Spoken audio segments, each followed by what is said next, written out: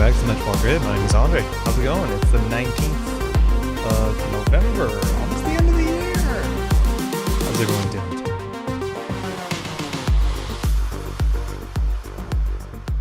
Welcome. It's a sleepy Thursday evening, at least around these parts. I'm about to wake Maddie up by speaking pretty loudly. Until then. And we're clear. Anarcho, how's it going? Free judge, hash free judge. Yo, I kind of feel it. I just got a Twitch notification that I'm live now. It's a bit delayed, but okay, I'll take it. How's everyone doing? Do we want a free judge? Probably not. I don't think so. I'm not that greasy. I just took a shower. My hair is wet. I'm not gross. Rain, hello. How's it going, Wayne? How you doing? Welcome. It's I don't got too much to say, I don't think. What are we aimed at doing today? Yo, Dominic. I think we're gonna play some more Shaper. We obviously are gonna start with the deck list of the week, which is Tenon, which is a faction I don't like, but it's made by a person I do like, Sanjay. So we're gonna go check it out. At least it's more interesting than most Tenon decks, which is saying a lot, I think. Does Space Camp let you only advance ice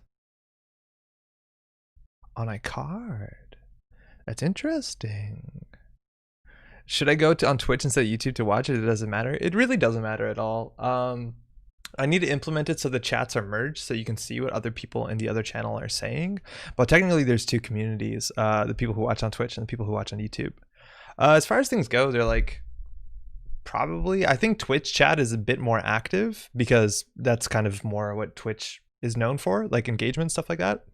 But YouTube, people watch the VOD. That's largely it. Nah, do whatever you want. Go where your friends are. Wayne said I ended up making a deck with Street Magic and I pawned it every time before it did anything. Yeah, you have to make sure you don't do that. You have to make sure that you leave it there. I think I could understand why that happens. Nargis says free Judge, no Gagarin, it's fine, no problems. I think it's still a lot of problems. Like Judge has issues with like MCA Informant. Judge has issues with like, I don't know, it's just annoying. Like I would see Judge and like Medium Glacier being a thing. Like you pass a Data Raven on the central server and then they hit a Judge in the remote server. I don't know. I'm on both Twitch and YouTube. It's Dominic from YouTube. Oh, yo, what up? Welcome over. You see, it's kind of the same. Team Twitch, heck yeah. Yeah, I think generally when I'm watching streams, I'm watching on Twitch. Not to say I'm Team Twitch, but I don't know. I'm more used to the ecosystem. How's everyone doing? It's been a week. We're getting to December soon. There's been conversations of whether we decorate for Christmas now or we wait till December. I'm on a staunch wait for December group. I think I might be in a minority here, but that's okay. We'll figure something out. Got some time off next week too, which is nice. It's nice. I don't think I woke Maddie up yet, so we're still talking quietly, but we'll get there. So this is Sanjay deck. Sanjay, from my understanding, loves Tenon Institute. And I'm not a big fan of Tenon Institute decks because, I don't know, I've been thinking about this, why there's certain cards here that I don't like. But Tenon Institute is a sort of deck where they just kind of ice up everything and then hope that you basically kind of run out of breath on your own side of the table, which is a bummer because their ability only works. It's like, I wouldn't say exactly a win more ability. I guess it is. It's a win more ability. In some ways, a lose. Like if you're getting rolled, it's never going to fire, which I don't think is really fun. The idea is that people will glacier up everything and then get advancements on cards and then use that to fast advance out using cards like Trick of Light. And back then there was also Shipment from Tenon. And they would just score all the 3/2s in the world. And classically, Jinteki for a while actually had like 6 3/2s they could play. That was a pretty strong deck. Well, no, it wasn't. That's not all. It was a pretty strong game plan, but it actually turns out to be a pretty fragile deck because you can pressure them and ice destruction, and they don't really have good economy. I guess that's sort of changed. This deck is a lot more interesting because it does actually run like Lacosta Grid, only 2 of, which is weird, and it also wants to build a remote, which is refreshing.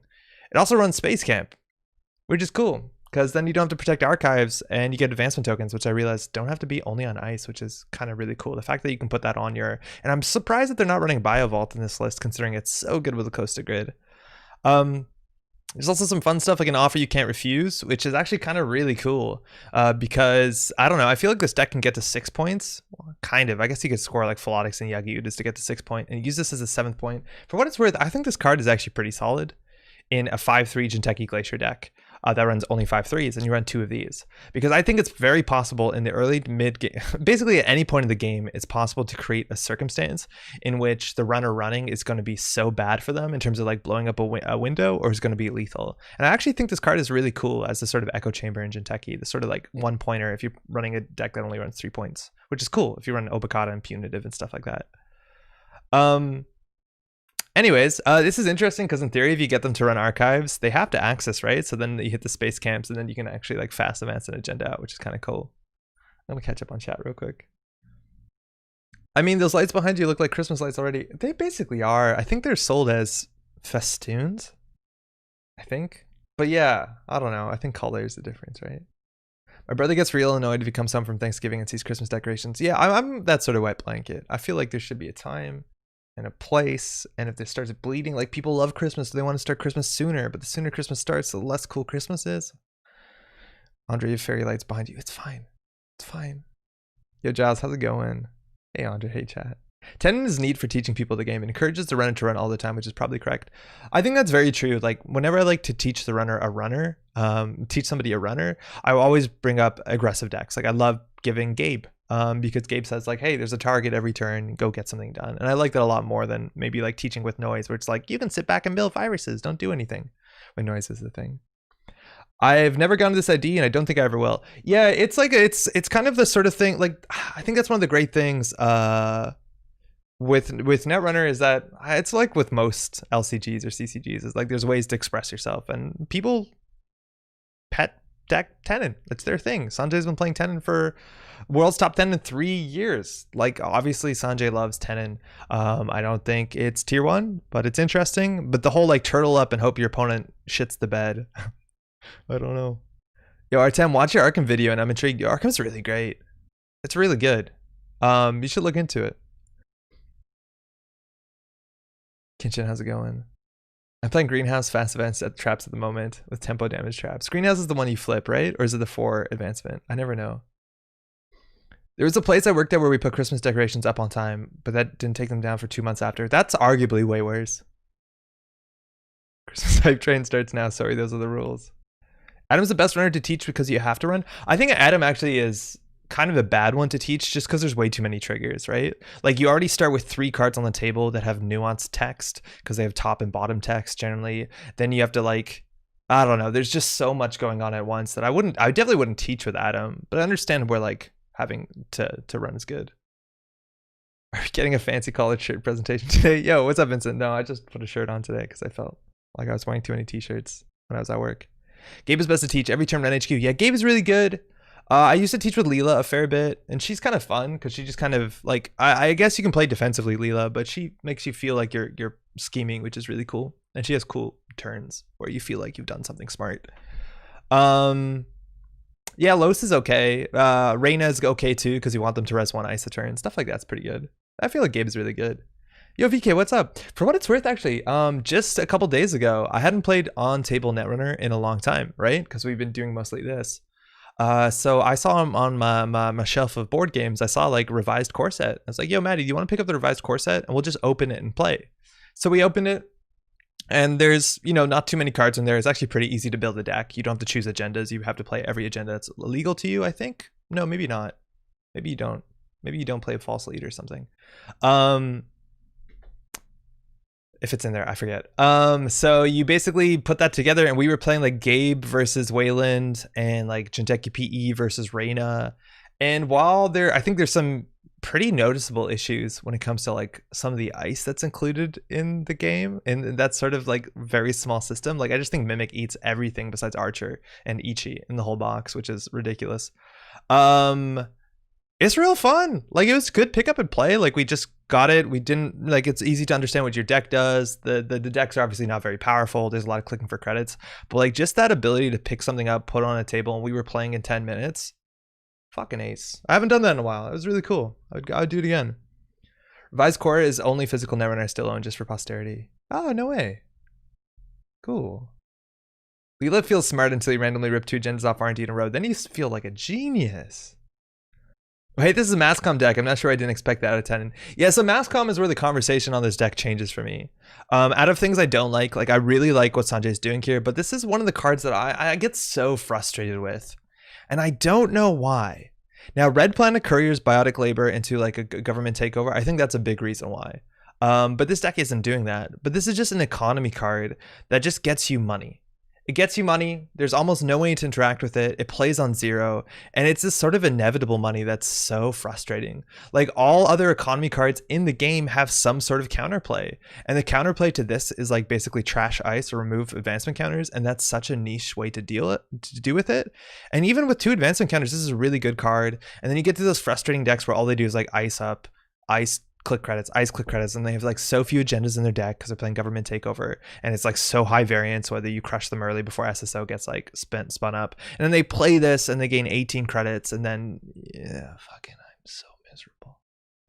It's so miserable. I don't know. I honestly can't, like, in terms of game design, I can't figure out what exactly about this resonates so poorly. Besides, I feel like I guess what I would say is that it rewards dirtling. It rewards doing the one thing in Netrunner that means you're probably losing as a corp. Sitting back and just icing up and putting advancements on your ice, which, you know, a lot of times they're not clicking for advancements, right? They're doing Tenon or SSO or whatever.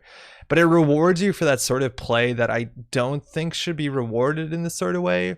And the 0 cost I also think is really weird because there's no counterplay to it. It's usually as a runner, like you get the corp on low credits, that's time for you to capitalize. It can't res ice. And then next turn they're on 16. To some extent, I wish that this either 8 advancement counters off of every ice to get that money, or that the play cost was X and then it gave you 3 credits or something like that, where it gave you still money, but there was a buy-in. So if you're on 0 credits and you had 9 advanceable ice, that you had to start to pay 9 at least, and then you get another 18 on top or whatever. I don't know. I think things like that might change it to me. Maybe it'd be terrible at that point. Obviously, if you haven't seen what was the only one before this that gave you credits equal to advancements on a single piece of ice? That was the previous like operation that did this. Yeah, I don't know. Hedge fund bad, confirmed. Pascal's going. But the thing is, like, hedge fund, there's so much counterplay around hedge fund, right? Like forcing him to res ice, being under 5 credits. There's all these like breakpoints against different corps of where they can get their money for, right? Like 3 credits if they're playing Celebrity Gift, you got to play around that. Hedge fund 5, making, if someone's on 7 credits or even 6 credits on turn 1, making them res ice is really good because they can't do credit IPO on turn 2, which is, you know, sometimes corps do that. It's not a fantastic play, but you know, it's a thing you can do. Jessica, what's up? You counter hedge fund with diversion. 5 is so many credits. Nah, diversion. Come on. Diversion's like, so, I don't know. I feel like I want to cut diversion from some criminal decks. Nah, I guess it's meta dependent. Very tired, won't be here much tonight. Thought pop in. Hey, thanks Jessica. Thanks for popping in. Let me ask you this: how do you counter hedge fund? No, yeah, you counter hedge fund. I'm not being facetious. There's a lot of counter to hedge fund. Okay, I'm gonna catch up on Twitch side. Masscom's my absolute favorite neutral operation in the game. Boo! Masscom is busted because you play from 0. I hate this card so much. And Narco Mushroom says, I'm with you on that. It's like Stinson level money, but there's no way to prevent it. Yeah, there's no way to prevent it besides win fast. But that's the sort of issue, is that a lot of times the decks that have this card in it are the decks that are running 3-point agendas, 4-point agendas, 6-point agendas, right? Like all the big stuff. So you have to like get pretty lucky on early pressure for that to be a thing. And it's frustrating. I don't know. It feels bad. It just feels bad. I feel like Masscoms is bounced around manually getting advancements. Yeah, that too. Like if you manually got advancements, like shit, this would be so much worse, but nobody advances ice, right? Except every deck that uses just cheats advancements, yeah. Why Wander, sit back and dirtle was the premier way to play Corp back in Genesis. Those are silly days. I never played during Genesis. I'd be surprised if that was the case, right? Because you'd lose to Magnum, wouldn't you? I like it in terms of building advancements on ice. It's a slow thing. So the corp is giving tempo, but I agree that upfront costs are an upper limit, like 8 max. An upper limit also would be pretty cool. I think that would be interesting as well. Yeah, I don't know. I used to play Builder Nations Masscom with the RPC and a bunch of influence of biotic government takeover. Yeah, the whole biotic government takeover thing is like, I think so cheesy. Right, like unless you're playing almost exactly clot, and you have to clot, it's pretty easy. You clot after the biotic labor. So many decks can't interact with it the slightest. Like they put 3 ice on every central servers and then just click for credits until they draw the combo, and that tilts me so bad. I lost on Jinja Tenon once because they got their survey up to 12 strength, so I couldn't break it. Recurring Plongi DSX anymore. Oh, 11's a breakpoint, right? Genesis Corp meta was a lot of HP fast events, which had to dirtle to build money. Two biotic on agendas. Oh, it's like credit, next turn credit, pay 6, biotic. Okay. Well, all dressed up. Must be playing Corp. No, I think we're gonna play Runner. I just was wearing this shirt today. Shinteki time? Yeah, we are. Let's do it. You hate RPC almost as much as I hate Sandberg. I don't see enough Sandberg, and for what it's worth, we haven't seen a lot of like Red Planet Couriers in a long time. We still do see mass comms though. Anyways, so that's the list. It has some interesting stuff in it that you might not regularly see. Again, I think Offer You Can't Refuse is a cool card. And this deck does have some strong face check ice punishments where it can be pretty relevant. Now, an Offer You Can't Refuse actually gets really bad if your things end the run because they just can't jack out. But it doesn't mean they can't let things fire. So if you run into a vanilla or an Akhet, whatever. That's fine. So you need to make a central server in which that matters. I reckon, and I haven't read the write-up yet, that a lot of times you want to do this into archives to hit like 3 space camps because then you probably score an agenda anyways. That's super cute. We also have Allele Repression, which is a fascinating card. Any card, not a lot of these cards that were assets that you had to advance saw any play really outside of Geofront. And a fair few of them actually spend a click to trigger, but this lets you actually do something when the runner runs this card, which is kind of fascinating. It lets you swap a card from HQ to archives, and swap is kind of really awkward, but at least it lets you bring back your mass comms and trickle lights, which are definitely better than some of the other stuff in the deck. Like Space Camp, you don't care, you can throw that out, whatever. And that's cool. We're not running in Geofront for what it's worth, but again, I think we're going to dirtle up a bit. And Trickle Light is obviously a very potent win condition in this list.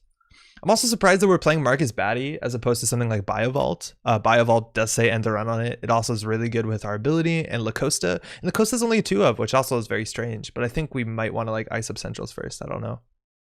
On the ice side, we got Colossus, which is a pretty good card inside this. This is one of the few ice that scales infinitely with advancement counters. I think it's largely only weak to things like Boomerang, which will connect pretty heavily against Colossus. Cortex Lock, Susanna no Makoto. I don't think I'd ever play this card. There's kind of an issue, and that's the sort of the Boomerang issue. It used to be the David issue. At some point it was the Fem issue. But when it comes to having big ice, where there's a huge cost associated with resing this, there are a lot of ways that runners won't interact with this fairly. So that's why the idea of like a Nancy, which is, you know, for a lot of people going to be the same cost to break, is a lot better. Because if they Boomerang it or they do anything really clever to it, they get shocked anyways. They get bit by the spider. So I don't know. There's a lot of ice in high strength ice sentries that I just wouldn't play over a Nancy. I'm looking at you, Lindsay, as well. Thimble Rig is really cute. Engram Flesh is an incredibly strong card. We only have a single crick. You could expect more of these because icing up archives is a thing Tenon wants to do, but I feel like the space camps do that. And then we have Akhet. We also have a vanilla, which is strange. I don't know why we'd have a vanilla in this list. Like, this is just a gear check cheap ice, but I feel like we could get more value out of, I don't know. That's a big thing actually about a Tenon, is like losing shipment from Tenon, losing Kakugo, and losing Sting or Breach Dome were a really big deal, but yeah, this is okay. Vanilla to rush an Nisei out? You can't really rush an Nisei out in this meta. I don't think you can. Like, everyone's on Boomerang or Amakua, and bin breakers are usually 3 ofs in most lists. I don't believe it. The thing is, like, you could play, I don't know what's better here. Hamitsu Baku isn't, right? Worth playing Consulting Visit? You have enough Wayland? Yo, Marseille. I doubt it. Because the Consulting Visit's really good if you want to pull an exact card for a situation. So what are we looking at? An Offer You Can't Refuse? Maybe. Yeah, if it's a winning agenda, I could see it being a thing.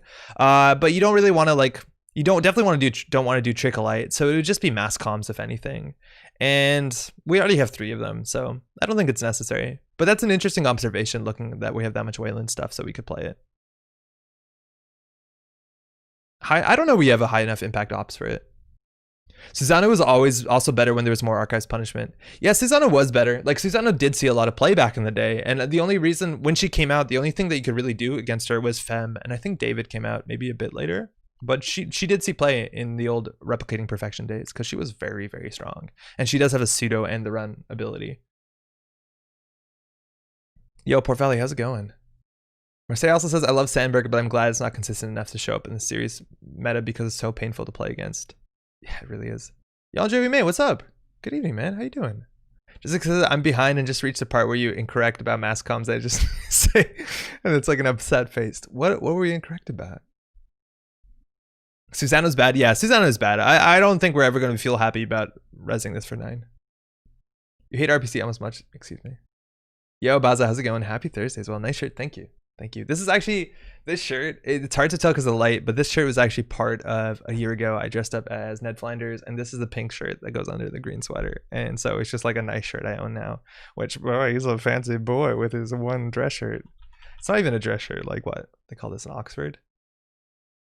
I forgot Trigger Light's click compression. Spend 2 clicks to get 2. Yeah, exactly. Yeah. As soon as you spend 2 clicks on Trigger Light, it's straight up rubbish.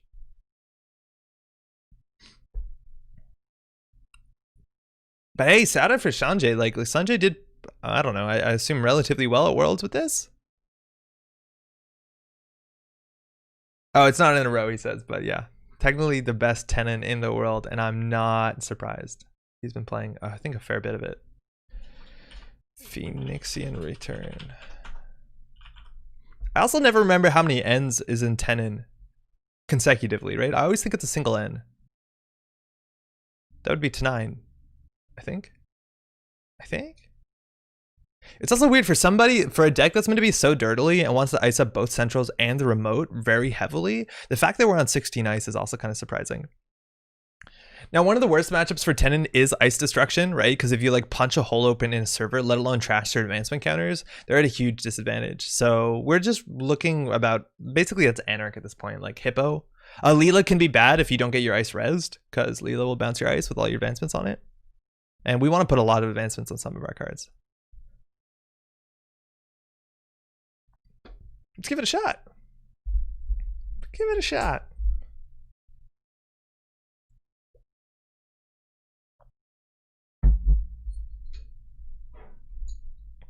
Oh, so we've talked about this before, but there is a tournament in the throwback format, which we will be broadcasting on December 5th. This is Eric Whiteblades is running this to raise money for the Manitoba chapter of the oh fuck, what's it called? I forget the word. What? This is a bad look. I'm hemophilia. Thank you. Oh man, Maddie yelled from a room. I was thinking hemorrhage, which is technically sort of right. But we talked about it. We had a meeting last week. I'm really excited for it. What we think is in the next Thursday, a week from now, or maybe 2 weeks from now, but basically before the event. One Thursday, Eric is going to try and join me, and we're going to play some throwback on the stream. I know a lot of people have been trying throwback, and it looks really fun. So we're going to play some decks here. We're going to like also show you the deck lists. So if you want to get involved in the tournament and you don't want to do any deck building yourself, we'll have deck lists that you can just rip off, and it'll be fine. In Japanese, it's 10 heaven, nin person, so 2. What do you mean by that? Throwback is standard plus a playset of any one rotated card. Yeah, that's exactly right. It's a standard plus one rotated plus playset of one rotated card, and of course an ID would consider a playset. Yeah, exactly. Spackman says, "How's it going?" Or rotated ID. There is a limitation though. There are 3 cards that are rotated that are banned. If I'm not mistaken, it's Data Leak Reversal. It's Estelle Moon and Blackmail. So you can't play any of those. But otherwise, everything's legal. And like, it's really interesting to see what is good. Like, is Jackson Howard worth it? Are you playing Jinja Jackson Howard? Are you going to do some sort of advanced diagnostics with whatever that Jinteki card that can do it? Are you going to be just playing Caprice Nisei because it's good? There's a lot of things you can do. There's a lot of weird combinations. Are you going to put Blackguard in 419? Who knows? With respect to Tenon in Japanese, it consists of T, N, N-I-N as 4 characters by their standards romanizations. That's why it's 2 N's in the middle. Tenon. How do you pronounce it? Is it Tenon? Just like Tenon? Tenon? Sam says, could I play Steve Cranebridge again? If so, that's awesome. Yeah, you can play Steve. Yeah, I think you can play Steve. Yeah, why not? For what it's worth, Steve is coming back, so soon. Tenon is a compound word in Japanese made of those 2 words. First word ends in N, second word begins with N. Got it. Since you were talking about remembering if it's 1 and 2 N's. I'll remember now. Tenon would be the Japanese pronunciation.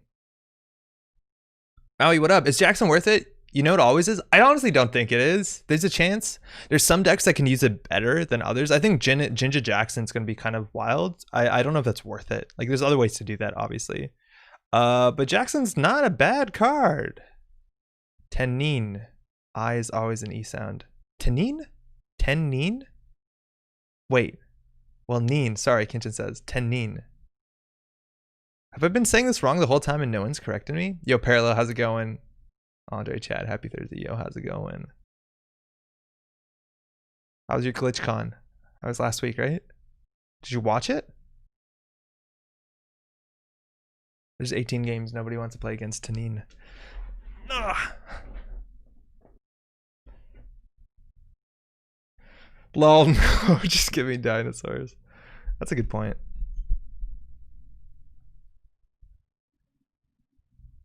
There was like 8 games when we started, and now there's 18, which is sick. But a lot of them are private. What are people training for? Hey, got him. Oh, Janktivist, what up?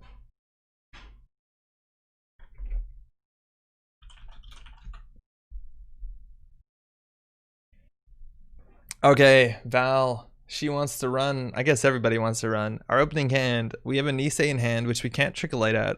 Early mass comms, we don't want this in opening hand. I don't even think we have shirt. Oh, we do have hedge fund. I was thinking we don't. We're going to mulligan this. We just want to do double ice on centrals and credit. We can also keep this to do Aket, ice, R&D, hopefully top deck, click for a credit. We're going to mulligan this. So on stream, you're looking for opponent. Oh, cheers. Wow, that's the same hand. Secret Janks giving testing. Okay, all right. We drew the exact same hand. Isn't that wild? So we want to throw this out. Now they're going to be running R&D. The question is whether they can Stargate this early and how big of a problem it's going to be. We have allele suppression, so sometimes we can. That's our recursion. Oh, we also do have genetic resequencing, or whatever it's called, genotyping. Excuse me. I think we can draw once to go to 7. Oh, that's shit. Put this on HQ and we'll click for credit so we can throw out this Space Camp. I've noticed that the number of games on JNet picks up Thursday night where you start streaming. Coincidence? Me thinks not. I think it's just a good time. It's like 6 o'clock on the West Coast, so more people can play. I don't know. Dirty Laundry hitting R&D. They do have the bad publicity, which can help. And so, again, they have run and they threw out a Black Orchestra, which... There's that vanilla double Black Orchestra. So this is the thing that I don't know what we do. Like, do we just dirtle up here? Do we ask whether Val has a boomerang or not? And we just try and jam out vanilla onto La Costa? I feel like not, because then we'll lose our La Costa and our Nisei and everything. So I think we're just going to ice up centrals. Probably could have drawn there.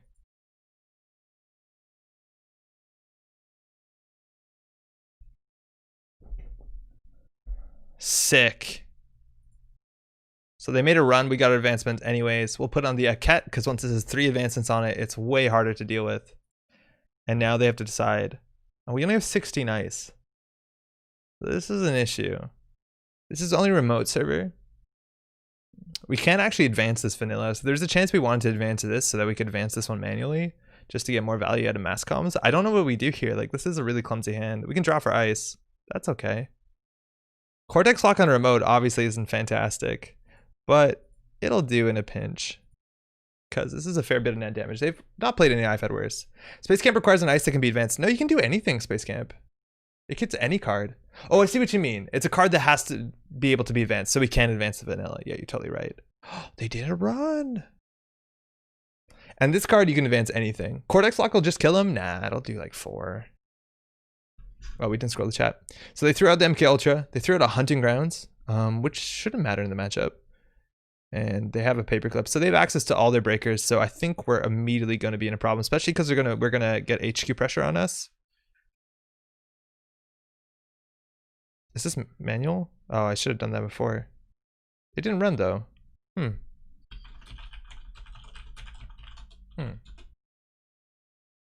Yo, Dragon Friend, what's up?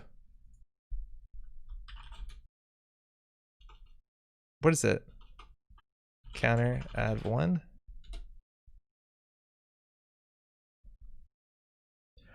Yeah, so they have access to all their breakers. At least Cortex Lock is kind of expensive for them.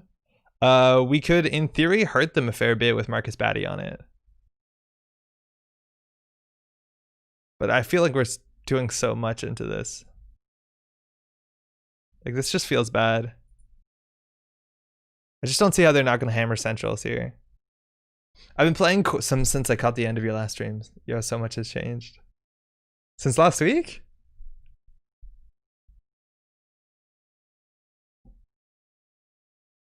Do you have a window when they approach when you res Cortex Lock and res Marcus Batty to fire Marcus Batty before they can install their breaker? Since I last played. Puemo, they're not running. Like, we could have scored a Nisei out if we were brave. But we are not brave. We are the opposite of brave. We are fucking third Rashida.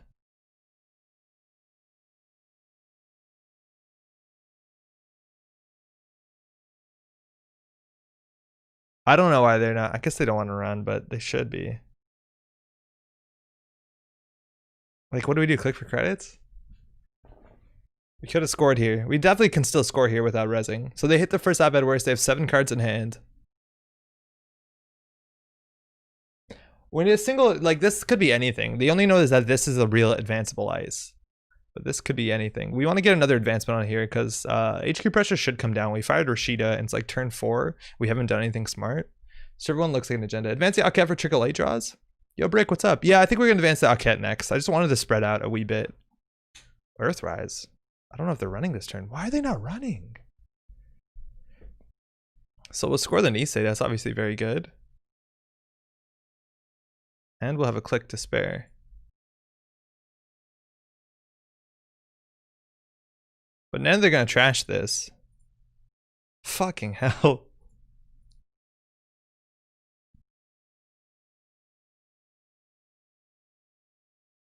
They're going to run it. I see we're honoring the next victims of rotation. I guess they are, aren't they? It's just the deck list of the week, but yeah, I see it.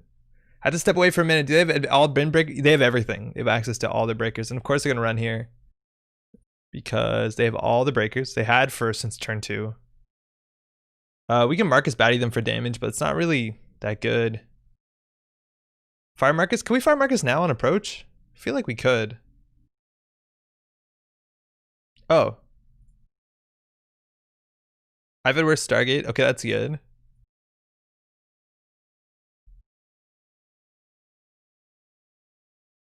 Hit an I've had worse.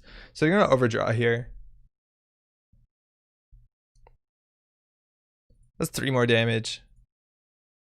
So what we're trying to hit is we're trying to hit the labor rates. We hit 2 Stargates. I guess that Stargate was a while ago. So that's definitely good for us.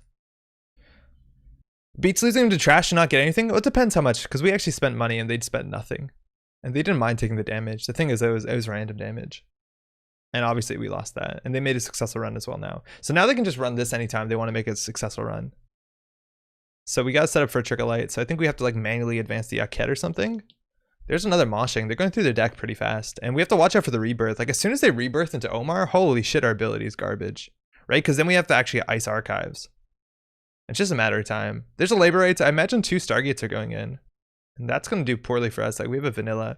I feel like we have to play way more aggressively. I just don't see why they'd be scared of this. This cost them like not that much money. Let alone they're drawing every turn. They also have Amped Up and Eater. Wait, is this an Apocalypse list? Amped Up and Eater?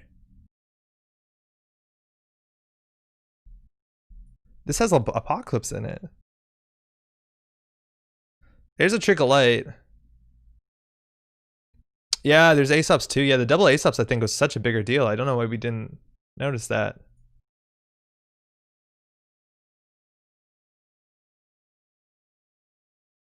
Cool. It's fine. Yeah.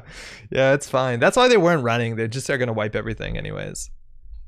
And like, this is not damage. Ooh. Res Vanilla turntable. That's bad.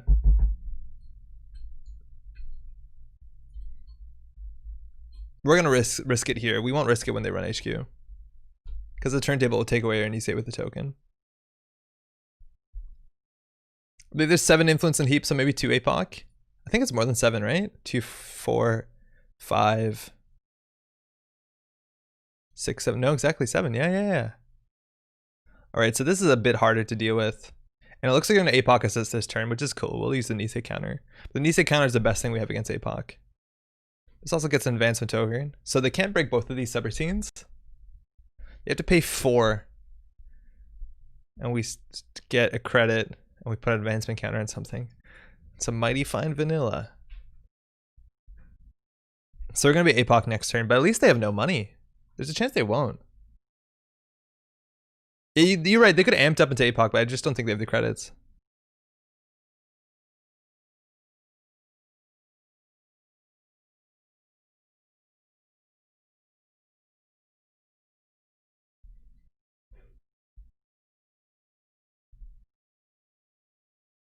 I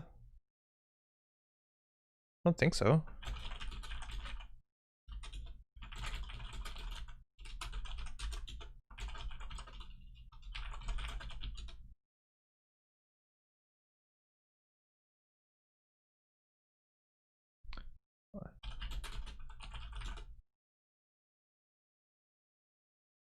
Yeah, maybe they didn't realize it was 5 strength. Yo, Flippy, what's up? Trickle Light deck. Yeah, it's a decklist of the week. It is a Trickle Light deck, but you're right. They spent a lot of money on that. Wait, why is it going from 11 to 3? Huh? Yeah, what the fuck?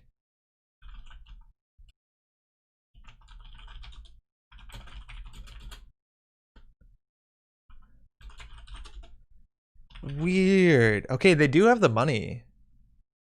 Why is that happening? Yo, we'll link this to a JNet dev. It's good that we have this on camera because I have no idea why that's happening. Fuck off. It's trying to break all the subs. Oh yeah, maybe they hit that. I don't know how that works. Oh, they do have more money. All right, we have an Engram flush. Now Engram flush is actually pretty big deal, because they would have to get through it. Psychic Mind Reader clone, stop the run. They would have to actually get to it. So the question is whether we're forked here to like just score out the Trickle Light into the Project Yagi-Uda, which I think we have to do because we're going to lose this Trickle Light battery very soon. It lowers the strength of this, so we're going to do it different nice. All right, so if we score a Global Food somehow, we win. So they start with 11, pay for Clip. No, Clip was already installed, yeah, because they went through the vanilla. Oh wow, there's a Stargate, okay. Well, that's going to be a bigger issue for us. At least we have what we need to win in the remote. La Costa Food Hedge Fund. So I guess we're losing the food. Food isn't great against turntable.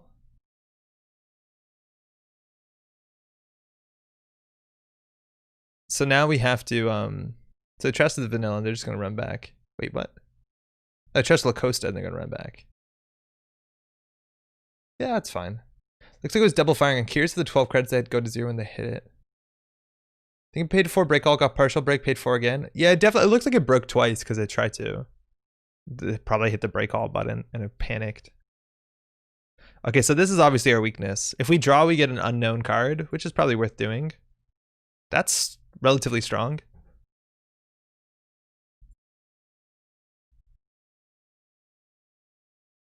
If this has no advancements on it. Oh, shit.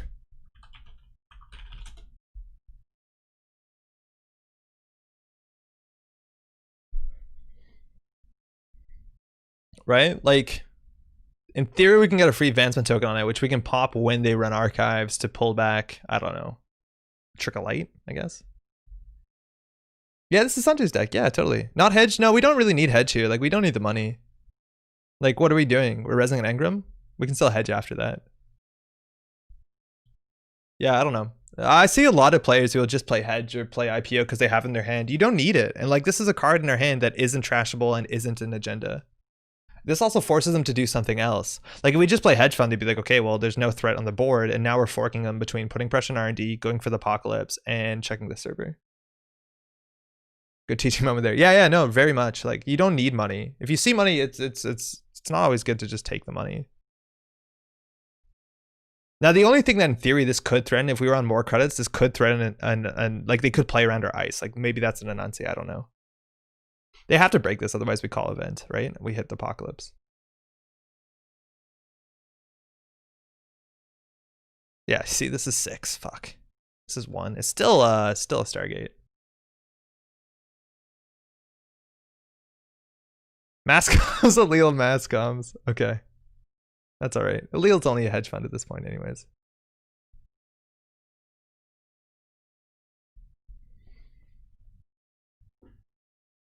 So they can trash one of these. The trash can mask comes. Which one?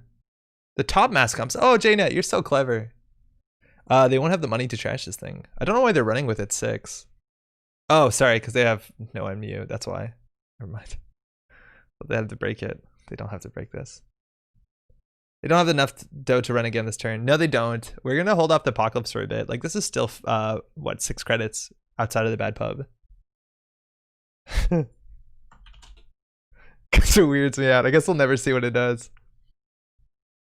Yeah, sorry, Sanjay. Blorch doesn't like Engram. Blorch doesn't like any Jinteki stuff. Like, you res mind games for 0, they break for 3. You res Aiki, they break for 3 to 6. You res Engram, they break for 6. Like, all the cheap code gates, it's so fucking crazy. Okay, so we're drawing an unknown card. We'll take it. Oh no, it was a known card. Fuck. Now they're seeing 3 fresh. That's really bad for us.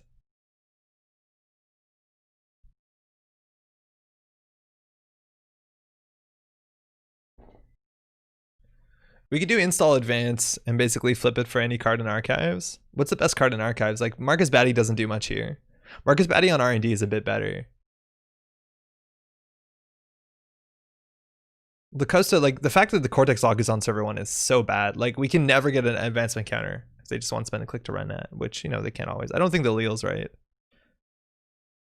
Thimblerig is really good. That's another really good code gate, right? Like, it's just gonna be expensive for them regardless. Are we worried about HQ or R&D? The problem is, like, if we ice one of these really well, they'll rebirth and then we'll get fucked. So I think we have to go HQ. Does Marcus work with Engram Flush? Yeah. Oh, no, it's only for the encounter. Yeah, there you go. There's the rebirth. So now our ability is totally garbage. The thing is, if they want to apocalypse us, they have to run one of these servers. So at least we made it a bit difficult. If we win all in R&D, though, they could just run this. Oh, they hit the hedge fund. We got a bit lucky there.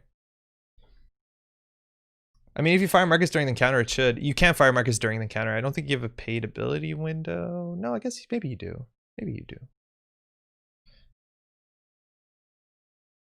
Oh, that's sick. That's really good.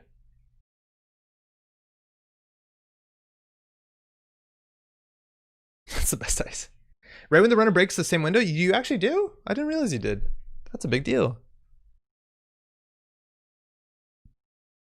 Betting on R&D likely just gets killed by Omar. Yeah, exactly. This Anansi's going to hit hard.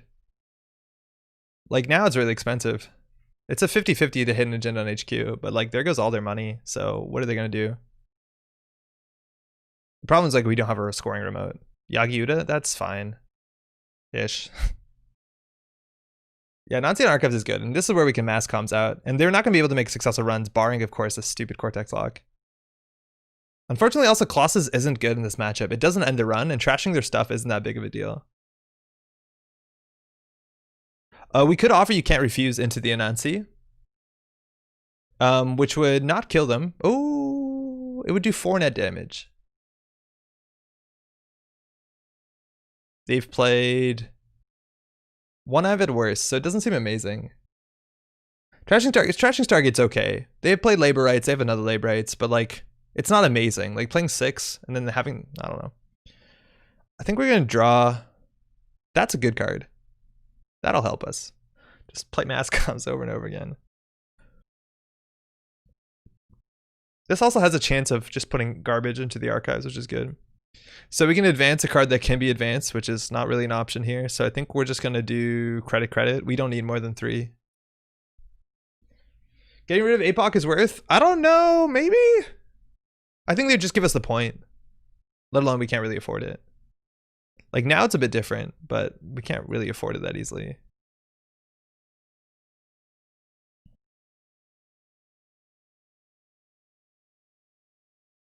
Okay, so we would like genotyping for Trickle Light. The thing is, like, if we do the Trickle Light play, we either need to land an offer or we need to go find the Philotic Entanglement. Yeah, we'll go for it. So we trashed. What do we trash? Looks like an Aket and an Engram Flush. So we can put that back. We'll put back a Trickle Light. Put back a Mass Comms. And I think we'll put back an Engram.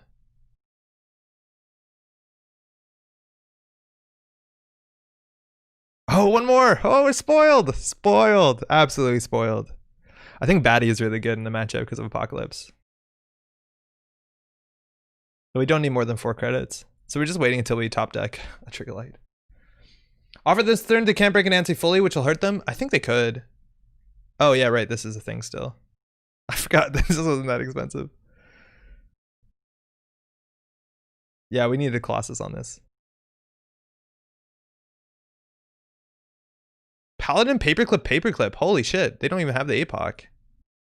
Wow, this became a free run.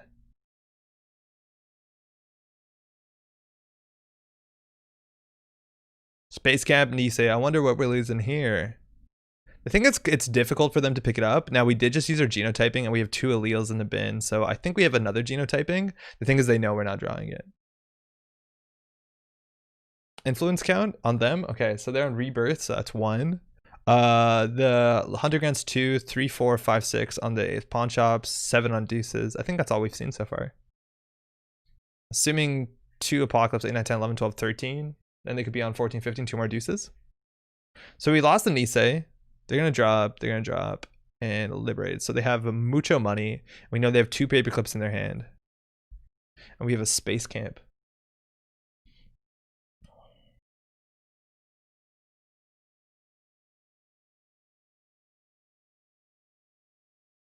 Does it make sense to advance this? It makes a 5 strength. That's no, it doesn't matter. 5, there's no breakpoint there. I think we're gonna keep this bad boy. If we draw, it's 3 new cards. I'm gonna click for a credit. It's 50-50. Yo, Ezra, how's it going? We're playing the deck list of the week. How are you doing? Could have got paid ability window because otherwise weird strength boosting assets. Yeah, you see, they can just run this shit, right? Like, this is free if they really want to.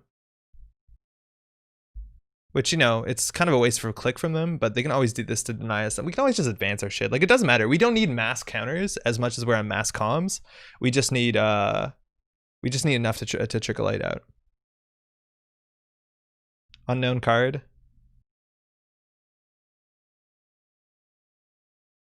So we want to be able to spend 8 to res, so we're good. I'm not gonna play the hedge fund. I'm just gonna click for credit. Well, in theory, we need 10, but we don't have to res both of these.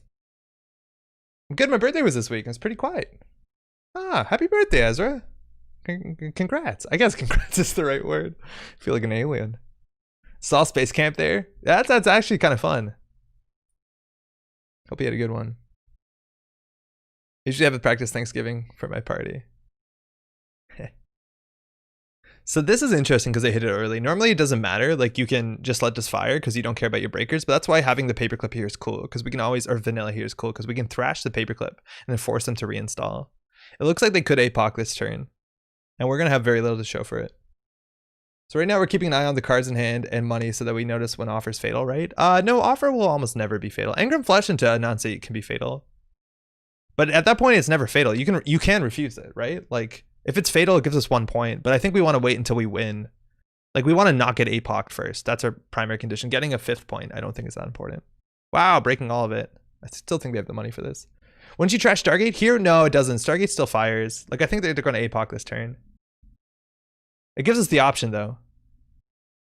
Oh, sorry. Offer you actually can. Yeah, you can refuse it. I know that they showed us 2 paperclips. I'm still going to call event, though, because I'm just terrified of it's going to hit IFED worse. Fucking shit. Nothing. Paperclip, Street Peddler, Daily Cast, Stargate. So wow.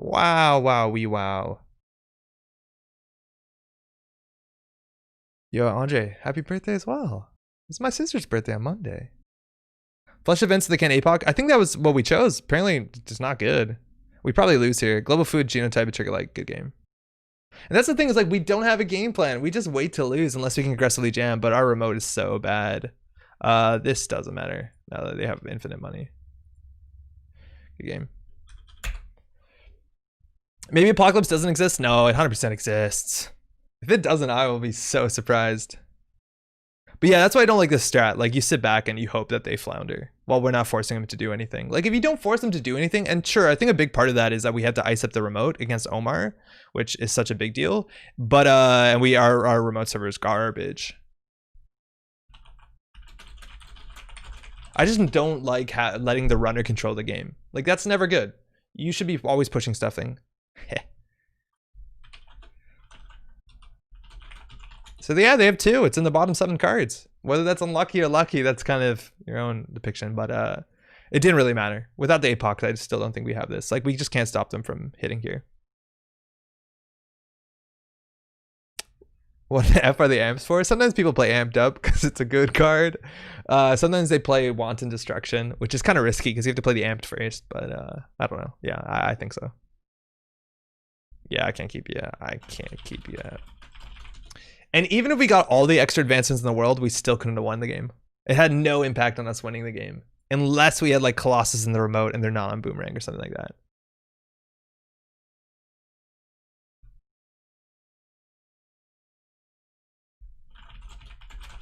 Let's run another one of this. Yeah, I feel like the runner's aggressive and they just have a good enough deck. I don't know. I feel like we can never keep people out. And I think the Ice Suite is a bit strange too, right? Like, I don't understand the vanilla. If this was even just like mildly more taxing, and what would be mildly more taxing, right? Like, against Paper Club, it's hard. It's hard.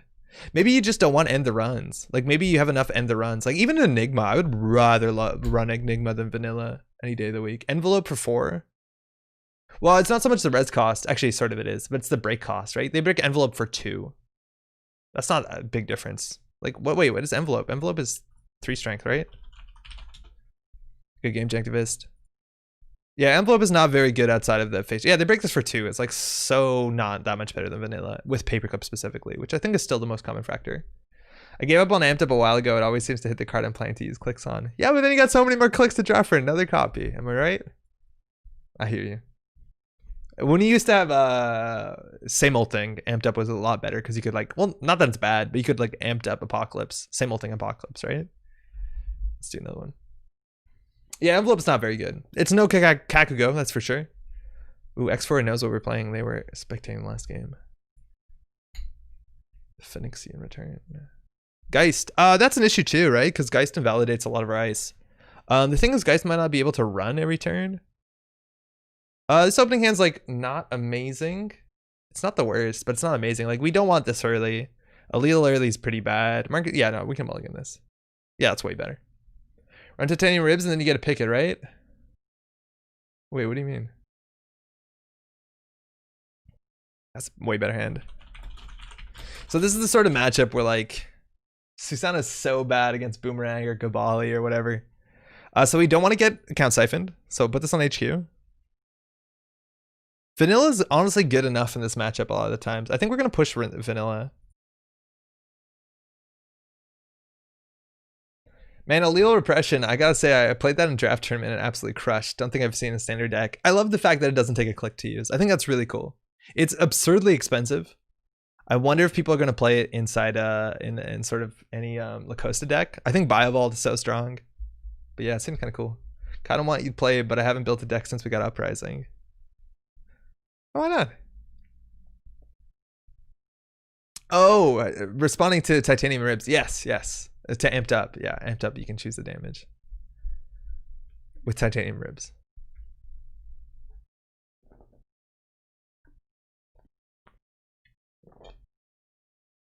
This is the only good thing about Vanilla. Turn 1 plays, but we might get Boomeranged here. They can still install it.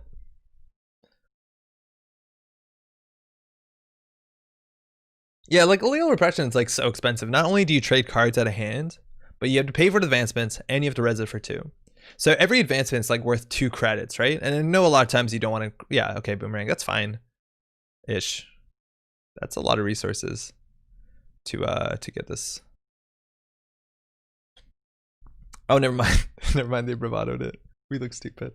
What did they trash? Drug dealer and a tech trader? They trashed a tech trader?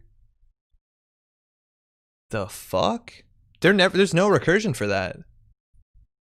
That seems really bad.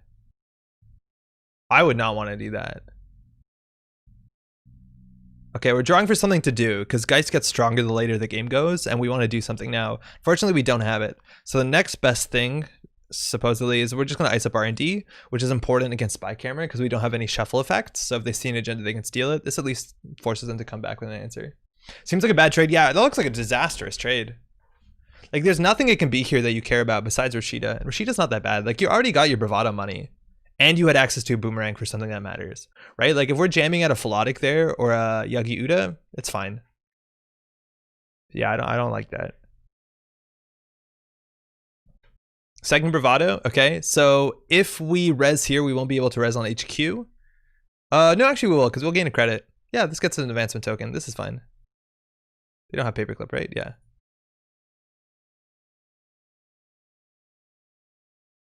Have you tried a Kakarembo Jeeves FA deck? No, Ezra, I haven't. It's hard to find one that works well. I think you have to do RP. I think it's fascinating. I also think that's a card, that's a combination you're going to see in Throwback. That's what the thing's called, right? Throwback. I think you're going to see Kakarembo. Because Kakarembo IG seems stupid. The back early, okay. And we get an advancement token because they didn't make a successful run. In theory, we should, like, we can either spread it out for money for mass comms or put 2 on the same for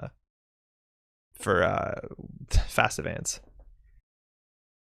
How to lose a tech trader? It was on a street peddler. The first street peddler had drug dealer, which is also surprising to include, and tech trader, and they chose a boomerang. I ran out of harmony. No way. You had to think it was like Sting or something that might have a crucial card in hand or something. I don't think it matters. There's no crucial card in hand. There's no better card in the deck that you need than this. Like most of you have recursion. You have simul chips. Your events don't matter. You have the back for any trash can. No, I don't. This is like so integral to your economy. And this you can never recur. There's no recursion card for this. And even if we score a Sting, it's not that bad. It really isn't. Like them, we actually want them to get Stings in the early game, right?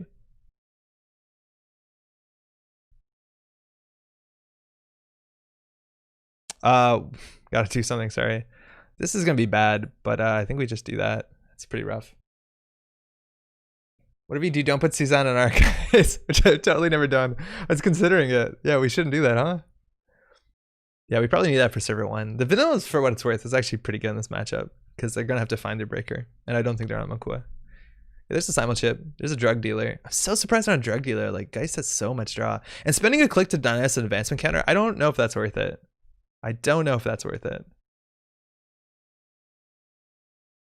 Okay, so we should consider actually scoring out. Like we should consider doing Susan into probably the Yagi, because they're not really showing anything here. This is also a credit hungry card. So they need to use this during a run. This also requires them to trash something. So like Grappling Hook, at least Susan lines up well against Grappling Hook. There's another peddler, so a lot of options here. We just don't know what they are. There's a boomerang, probably HQ. Yeah, let's see if the diversion comes in here right now. Oh, they only have 1 click. Just going for single. Okay. We'll res that. You can boomerang it. It's just a card draw. Like, it's no money. And they have a pretty good chance of hitting something that's relevant. Marcus Batty's also really good in this matchup, right? Because there's all these, like, firstly, we can crush a boomerang, but on top of that, a lot of their abilities are break once and then we shut them down. You can...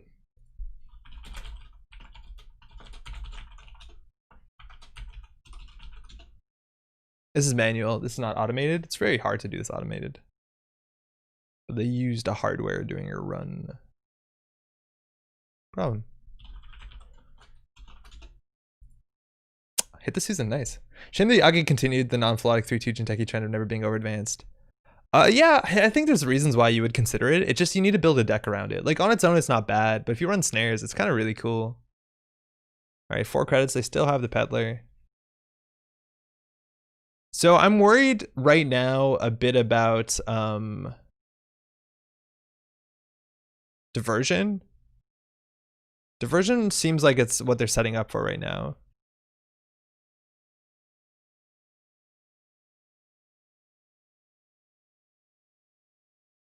Diversion would be pretty bad for us.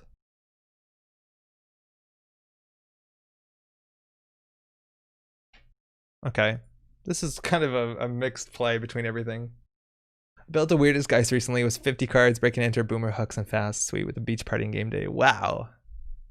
I think that was the first deck we built with the new, when fast came out, as we played Geist. It wasn't very good. You definitely don't need fast. I'm like, in some ways surprised, but otherwise not at all surprised that Faust has had so far no impact on the meta at all. And obviously Levy is the biggest deal, let alone the ice is better than it used to be. But like, it's had no impact in any meaningful way.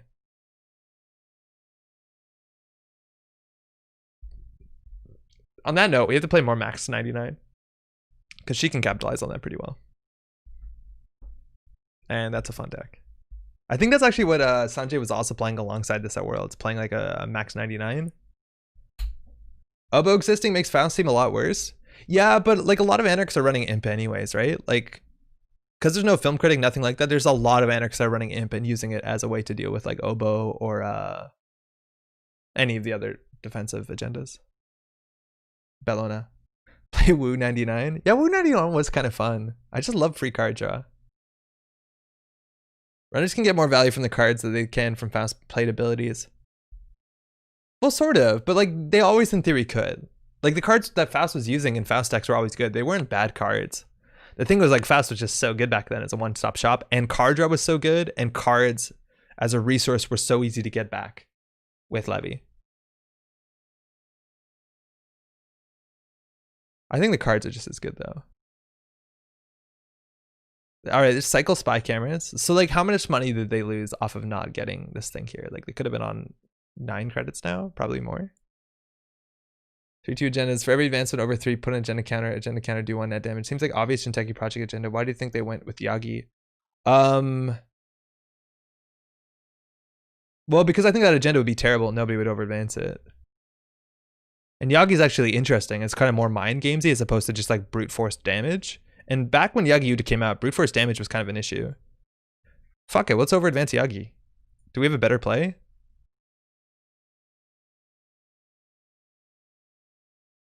Yeah, we do, but we're gonna do it. All right, so we over advanced it. So what does it say? We can use an agenda counter to stop a card in HQ with a card in or protecting the attack server. Protecting is interesting. That's really interesting, but we don't have a good way of dealing with it. It's good against Boomerang, actually. This will fuck a Boomerang up in a pretty meaningful way. The runner may jack out. Okay, let's go. Yeah, Faust was the biggest at the time of adjusted pancakes. 100%. Adjusted chronotype, wild side was the biggest deal, but more than that was Levy or Lab Access. It can swap an ice? It can. I think you can build a deck that can, like, that's the thing is there's a lot of ways to build decks that can draw in a really degenerate way. There's ways to draw your whole deck. It's very possible. But once you do that, you have 1 turn. And it's harder to win there's not that many runner decks that can like blow out in 1 turn. People play Wu 99. I remember workshopping that pre-rain. And yeah, there was a deck list published earlier this year. There was like a 99 Wu deck. Giles, was it yours? Whose was it? Bricks? Fuck. I don't remember whose it was. It was someone who's like regularly hanging out. It was pretty fun too.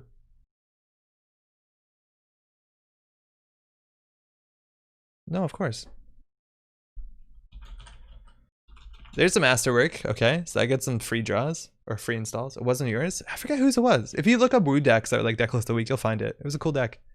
We get another free advancement. So we can spread it out for mass comms money, which we kind of need. We're not really in any place to do Trick of Light just yet. We'll do this one, whatever. There's a Colossus, which is not that good.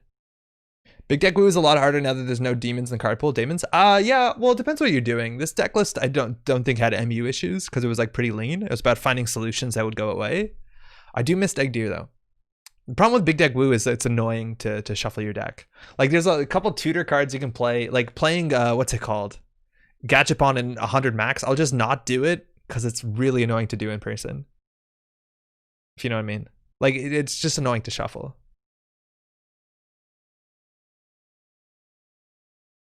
don't feel like we're doing anything here. This card's worth keeping in our hand because it's something we can swap in, but we can always swap in a Space Camp with the Agiuta. That'd be so cool. We can't afford any. Oh shit, not that. I want to put something on HQ because diversion's gonna be a problem. This is a bluff. Like we can't res most of this. It was pink. Oh, it's Pink Warrior. Yeah. Thanks, Giles. This is the list. Yeah. It's no longer legal. It had freedom through equality, but it was a 90 card Wu deck. It was really fun. It was pretty cool.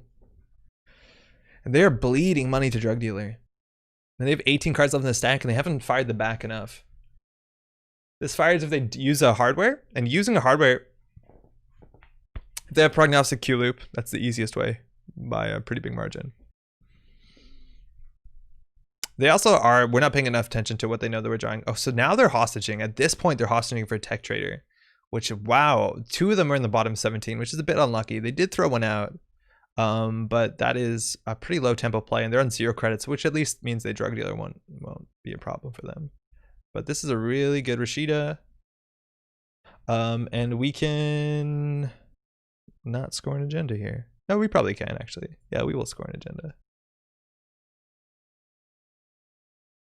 And we need money, so we're going to go gain 8. Sick. They're all Engram Flesh as far as they know. I wonder what we call from Engram Flesh here. Like, program's not good. I think we call event. We're waiting on 2 bravados or 1 bravado. Yeah, just 1 bravado. Maybe not event. Hardware is pretty good because you hit the boomerangs. Yeah, it's a comedy. There's a second check trader, so now they're ready to go, and they can always like now they can start clickless like making money, but they can't make a lot of value runs, right? Like it's hard for them. Well, no, it's not actually that hard because in theory they could run through this and make money at the same time if they do like a cheap boomerang off of prognostic or whatever.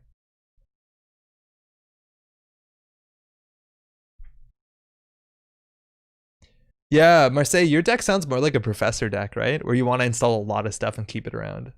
There's a boomerang, probably R&D, right? Or are they going to actually charge the remote? They don't have any other breakers, but again, there could be stuff on the peddler. They're putting it on, on the Aket. So this Colossus doesn't do much. The tag is actually really relevant because we can trash their tech traders and the back. We'll spend a whole turn just trashing shit. Hard habit to kick. Why Hoshika's built in one when she's running. Oh, her habit? Yeah, the discussion of Hashiko's habits. Ooh, installing a boomerang and not using it means that we can always trash this to get into the bin. Now, we'll come with the back. Throwing out a simul chip too is interesting. That's a very powerful card. Very, very cheap and flexible and gives them a lot of money. It's actually like an econ card, especially with grappling hooks. Okay. Well, we'll build our own La Costa. All right, we're technically on game point. I think they're going to try and throw a diversion out here, and I feel like we're in a good enough spot. And Nazi is pretty hard for them. I think we just want to get something else here on R&D. Because I don't care if they diversion us, it's fine. Stealth endgame makes a lot of sense. It's a cool thing to build too. With the double the woo? Yeah, it was kind of clumsy. I remember, I forget, there's VODs of us playing that deck, and I don't remember whether we were struggling to get that stuff to work or we're giving up on it. Yeah, there's a diversion. The diversion here is like not very impactful, right? Right, like it's half their turn. We're already on 14 credits.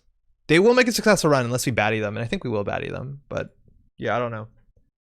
It's not a count siphon, right? Like they're not gonna, they're actually gonna make more money on this running than I think the actual diversion itself. But we'll see, they have to deal with this, and they can't end with a tag, which means they probably want to break this.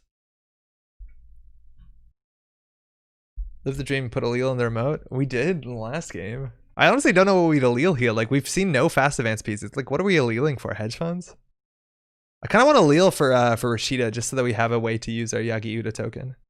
Because I don't think we're going to. We also can use, wait, fuck. Should we use the Yagi Uda token to eat their boomerang and then feed them an Anansi? That sounds sick. Baddie before they break so they don't have money for the game? The fact that we can baddie Colossus to give them a tag, I think we just wipe the board and win. But we could baddie the Aket to feed them an Anansi. And then they lose the boomerang. I'm gonna do it just because it's fun. Because I don't know how we're gonna use this token. Fire all subroutines. Okay. Trash one program. No, but they have a tag. That's the problem. Okay, now they have a tag. I think we just want to just delete everything. Okay, hold on. Okay, let's do this. Fuck it. Let's do it. Let's do it. We can always do mass comms trash.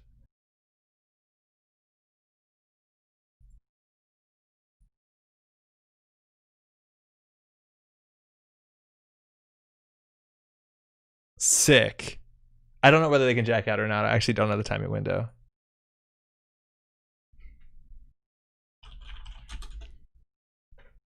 And they actually have to break all the subroutines on this or they're going to get zapped, which is kind of difficult for them.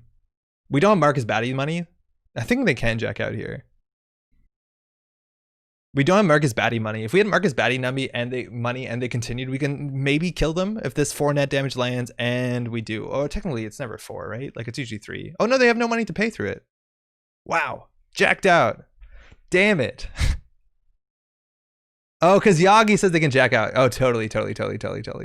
Okay, so now they're just popping their stuff. But the thing is, like, popping this now is actually the worst time to do it because they're going to lose the credits to drug dealer. You want to wait until your turn begins before popping this stuff. This is straight up wrong. Oh, unless they're protecting the street peddlers. And they have a paperclip in the bin. I don't think that's right, though. Because you don't need to protect this. You have simul chips. I don't know if you want to protect that. They also should have done that during the run in theory, so they would have got to the back, but I don't know, man. Okay, so we want to set up for Trickle Light, so now we can just do like, dirtily nonsense. Are we having fun yet? Leave them with the drug problem. We're going to lose the tech traders. Yeah, they're going to lose that. So now they don't have a deck. Could they still win? 100%. Can we res ice? Some of it. At least we can res anger and flush. And we have mass comm, so we don't give a shit what happens. Is the swap supposed to preserve the advancement tokens? I don't think so. I don't think so. I think when you swap, you swap the card. And the tokens are on the card. I explained that poorly. No, I don't think they do. Otherwise, you would like swap an agenda with a June bug every time. And it would be like 2 counters on a June bug. And it would be sick. Or you'd swap any agenda with an NGO front and be sick. But you don't. But hey, we actually made use of this token. Bravado.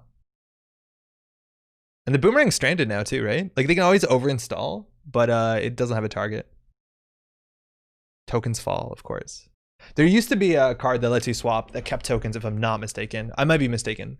Well, we can't res this.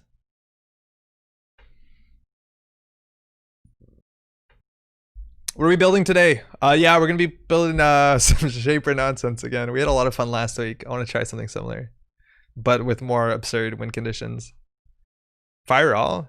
You got it. You're safe, Marcus Patty. I think we're gonna play Liberated Cella. Because when we played last week, it reminded me so much of the Liberated Cella Gravedigger decks that you can play in Shaper, and apparently you can still do it. More absurd than Persephone? Probably not. Maybe it has a Persephone in it. I don't know. They did not make a successful run. So we will set up for the Trickle Light. Offer. Ooh, offer sick. We've seen no space camps. But we can set up a gross offer. We would offer here, right? It gives them a tag, which they clear the tag for some reason. And we can trash a program, which doesn't matter that much, but it's cute. I think can't really advance much else. What does this do when it's triple advance? 2 tags? Resource. That's actually good for them. Don't want to do that. So this is like the problem with this, where we just click for credits and do nothing. I think we're going to yeah, I don't actually want those cards. I think we're gonna mass comms 2 for 6, 8. No, we only really need to res these 2. They could diversion us, actually be pretty bad. So yeah, I think we will mass comms. We don't need to be greedy. Because resing this is more important. Can I show you my new runner deck when you're done with the game? Yeah, totally. Is paint surfing still a thing? Yo, Brad. Yeah, surfer's still very much a thing. There's no more paintbrush, but there's other ways to do it, like tinkering, Palangi, all that stuff still works, and Golo. It's actually probably pretty good. The thing is, like, competitively, the meta doesn't. That's why they cleared the tag caddy. Big glacier decks that are slow aren't that good, as opposed to they threaten you in a different way. But it's a really frustrating card. Surfer is still a hella strong. I'm surprised that Surfer exists. I guess Surfer worked with Lamb. There's no more Lamb. They're running last click. They have a grappling hook. Okay. Honestly, I think we call hardware here. We're looking at Boomerang. Yeah. Gold comes with paint kit included. Yeah, right? Lamb getting banned is probably for the best. I think it is. Fire Unbroken. So they have Gabali, fuck. Amina, okay, whatever. Turning Wheel. We could lose the Turning Wheel.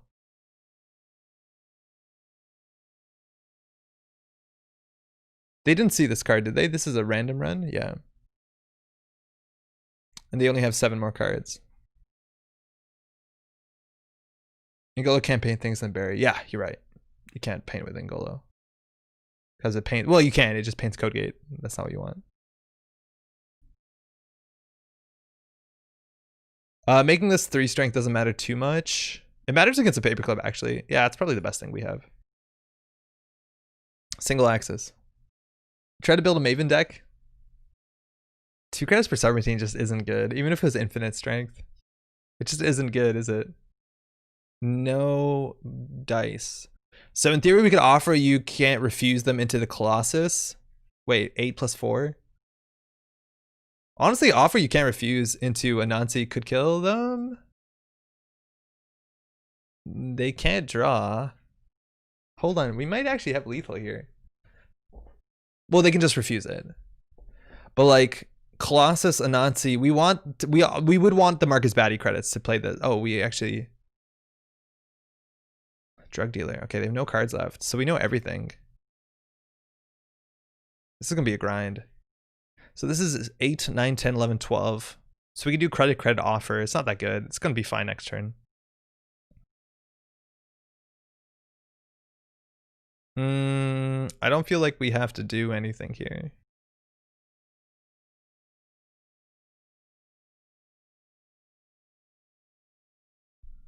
Multi-threader mantle for using Maven. Okay. He played a lot of other stuff to make it cheaper. There used to be this really cool deck. I forgot who made it, but it's like one of the Netrunner stalwarts that made a deck that was just like Val, and it was like 3 multi-threaders and all the breakers and data suckers, and it would just make running as cheap as possible. And it's a really exciting idea for a deck. I like it. I'm a big fan. I wish like multi-threader seems broken good. It just never sees play. I don't know. I'm excited about it.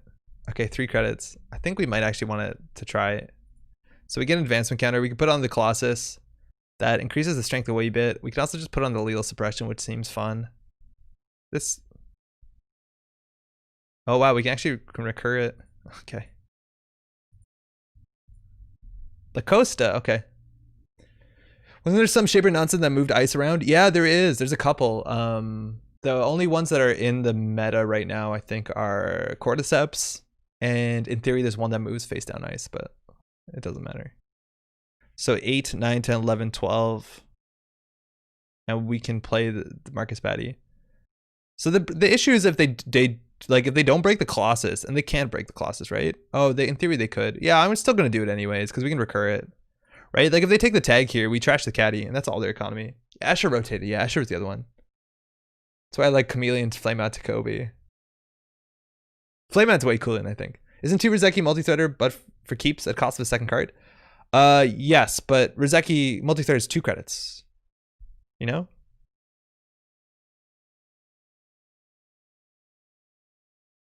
Like you're right. They're similar, and probably Rizeki's better, but multi-threader in theory is 2 credits. Such impersonator disrespect, sorry. Yeah, you're right. Sads, investigator. And +1 MU? Oh, if you do 2 of them. Apparently I didn't refuse. They're protecting the program? Fuck off, really? Whoa. I guess they don't have more simul chips. That sort of makes sense, but losing the caddy seems disastrous, and they're bleeding a credit at a turn with drug dealer.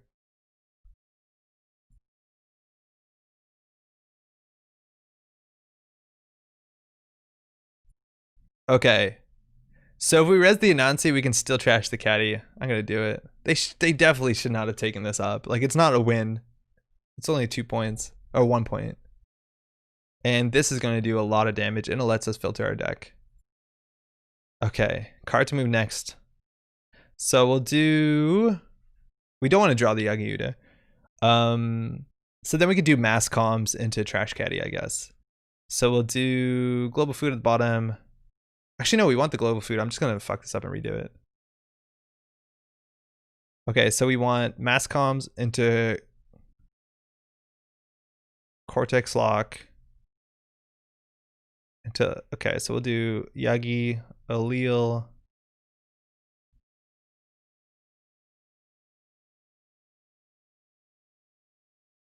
GFI, cortex lock, mass comms. I think that works. Draw one. So they can pay credit, 2 credits to draw a card. That's not really gonna work here. And then we can recur this thing in theory and play it over again. We don't really need to, but we could. But caddy's going to go down. So yeah, this is just gonna be kind of brutal.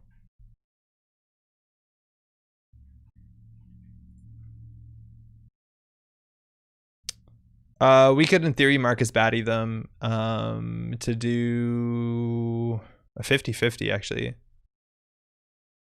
Yeah, fuck it. We just want them to spend money.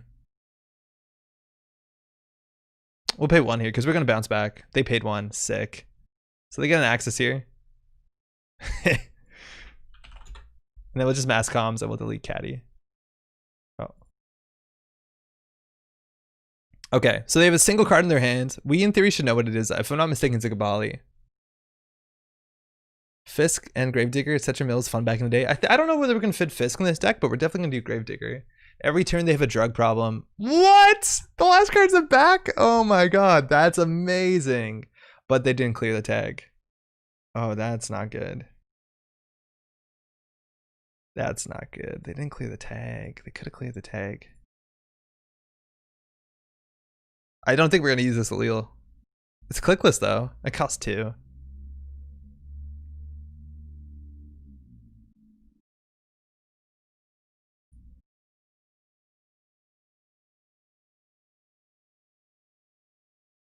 I don't know. I don't think we should be afraid of that. I think we should just draw the food and jam it. Oh, we don't have enough money. Okay. Yeah, we want that in hand. And then next turn, if we install it on Global Food Initiative, we can score it out. So we need another click there. That's unfortunate. We can also install it and get a free advancement on it. And then we do Trickle Light, Advance, Advance. Yeah, that seems good.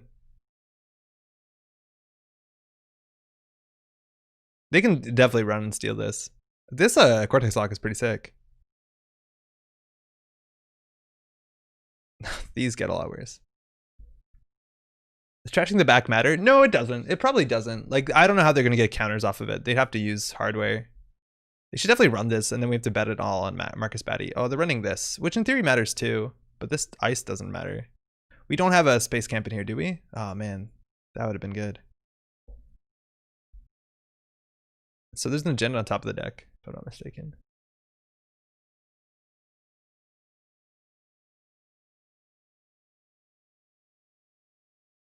So we need to get that in there.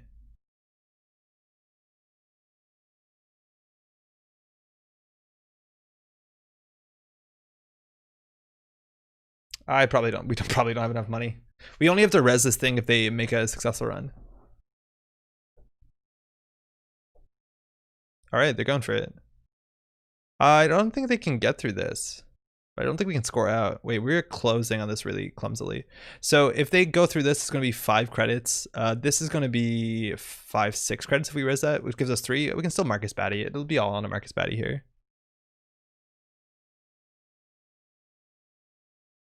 Yeah, you're right. We had no reason to trash the back. They have no way to get counters whatsoever. That was way stupid.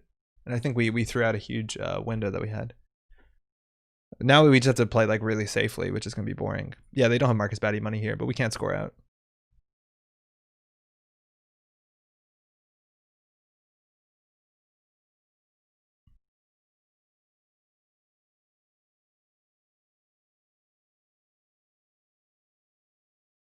Yeah, we're like 1 credit short.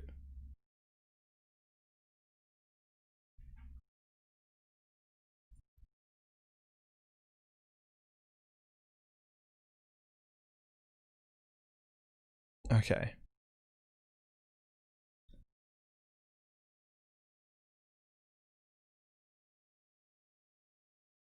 Can't Trick Light get you there? No, we just don't have enough credits. Like, we're 1 credit short. We could do Advanced Trick Light. We just don't have the credits. Actually, in theory, better than Aket was putting a Cortex Lock there to some extent, because they could have lost the side game. Yeah. They didn't successful run, and Trick Light is free, isn't it? No, it cost 1. Yeah, no, we can't do it.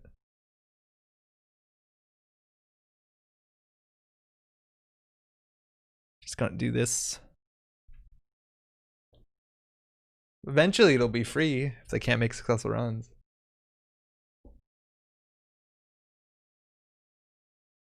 All right, so they can't make it here. If they don't break this, they die. In fact, they die.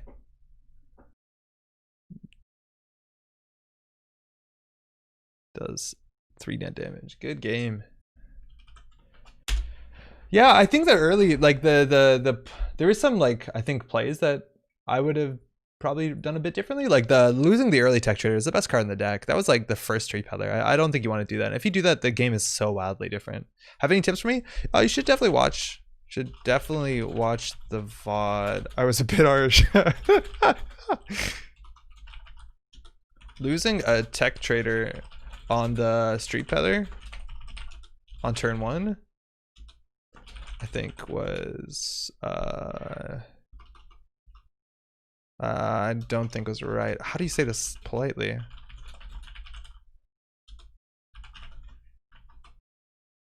I don't think so. Your deck is really good once set up. You just need to get there.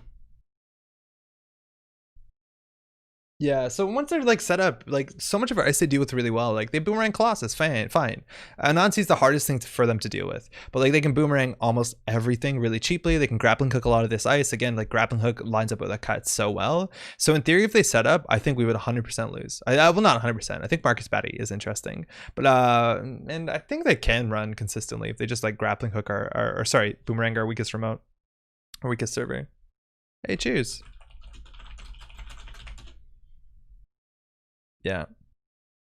Yeah, so I think if they played it differently. Also, things like there's some that includes in the list. Like I don't know if that's the issue though. It's like critiquing this sort of deck. You just get closer and closer to the world's winning deck list. And the world's winning deck list obviously is very good, but they do different things. Like I don't think you need Drug Dealer in the one ID specifically that's like incredibly good at drawing. Like Geist draws probably more than any other ID, so playing this is I think not necessary. There's also other options for drawing like Sports Hopper, stuff like that. Yeah, also turning wheel. Interesting. I don't think do you need it? I don't know. Maybe not. Hades Shard is money in a mill deck. Yeah, Hades Shard rotated though. Hades Shard was a good card though for sure. It's really cheesy. That's good. Let's build a deck. How's everyone doing, by the way? Oh, yo, there's a bit of news. I guess it's a bit of a bummer of news, but there's news to go over. And that is system delay. Another jank idea that I wish it got working. Eater, Amaku, and a bunch of successful run triggers. It's hard to do successful run triggers. Like the successful run triggers you need to do are like have to be like destructive successful run triggers, like Stargate, stuff like that.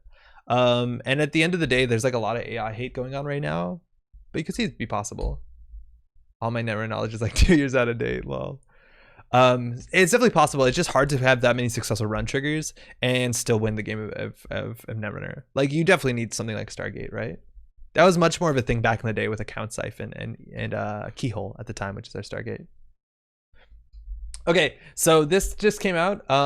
Basically, a last that we heard from Nisei is System Gateway and the System Update, which is what they call the System Core, was meant to be coming out. I think they even said early December. Now that's not going to be the case. They basically just said that it's going to be coming out sometime in 2021, early 2021. Yeah, here we go. Slated for first quarter 2021. So that's January, February, March, if I'm not mistaken, how quarters work. So you're not going to get it before Christmas, before the new year, but it's coming. I don't think. I don't want to say we shouldn't be surprised as if Nisei's not doing a fantastic job at what they're doing, but like it's been a hell of a year. It's very difficult to do a lot of stuff, and almost every other entertainment company or business that I know of is like publicly delaying stuff pretty massively because it's real hard out there. So not at all surprised by that. They show some art. They do some of the art that you're going to see on upcoming cards, which is super cool. Also, if you don't know, this is two big things. System Update 2021 is like the system core, which is going to be the card pool of cards that we have to use to play, the backbone of the standard format, and System Gateway. And System Gateway is actually like 71, I think they said, some 70 new cards, which is really exciting. And everybody definitely wants that for sure. First is reversed accounts. That kind of makes sense. I don't know. I don't know if they'd be I think they're going to show art in new cards as opposed to like re-arts, like, you know, new arts on old cards. I might be wrong. I'm assuming they want to do it. There's also some other kind of big news here. Several of the Nisei members have,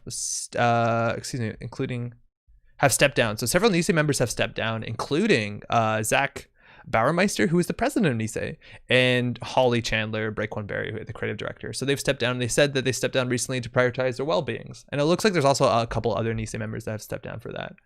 I've no doubt, like we've seen this happen. There's been rotations of the people who want to be in Nisei and who are in Nisei that want to get some time away from it. People come back, stuff like that. I don't know. I don't know how big of a deal that is. I've heard this feedback from a lot of people. Nobody really knows. I don't know who Zach is. I don't know what Zach does. I don't know what the president of Nisei does. They haven't been really like forward facing, which is not a criticism. I don't think they need to be. And if everything's good, they're probably doing a good job. So I don't know what the president does, but I would like to thank Zach and Holly for sure. I think we saw a lot more Holly because she was they were involved a lot more publicly. Congrats on all you've done. It's obviously been fantastic. This is so clumsy after saying I don't know what they did. But Nisei has been absolutely fantastic as a Netrunner player and playing organized play for years now. It's been fantastic. So all the best. Hopefully you can prioritize your well-being. Obviously that's of the utmost importance. And so we'll see what happens. Whether somebody else takes that mantle quickly, whether it's internally, whether it's externally, I don't know. I honestly don't know too much how the organization works, but I hope the best. Image file name shows us numbers in the set. Someone discovered on GLSA. Wait, really? SU21, 63. Yeah, so this is the 63rd card in 21. Okay, so 63. So how many cards are there in a system update? That actually changes because it's not like a 120 card set or 130 card set like rotation. But 63 probably puts it on the back half, right? Which means it's more likely to be a corp card. Actually, that's not true because Nisei does it backwards. They did corp cards first. So I have no idea. But you're right. This looks like it's card 63 in the system core. Okay, so we can actually tell what the other art's from. Anywho, that's interesting. But we'll be getting stuff at the beginning of New Year's next year. So soon. Not now, but soon. This is from the System Gateway. This is card 40. Fantastic. And this is 73. And so this has to be an existing card, right? SC19 111 is rev account. You think it's reversed accounts? Yeah, it kind of makes sense. Neat. SC21 might be less than previous core set because of System Gateway. Interesting. Yeah, because System Gateway, you're right, is also a backbone of that, right? That looks Oberthy. It does kind of look Oberthy, doesn't it?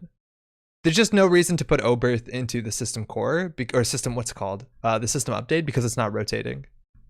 But it does look like, you know, deep space stuff for sure. I don't know what this is. I don't know. Put your bets in now.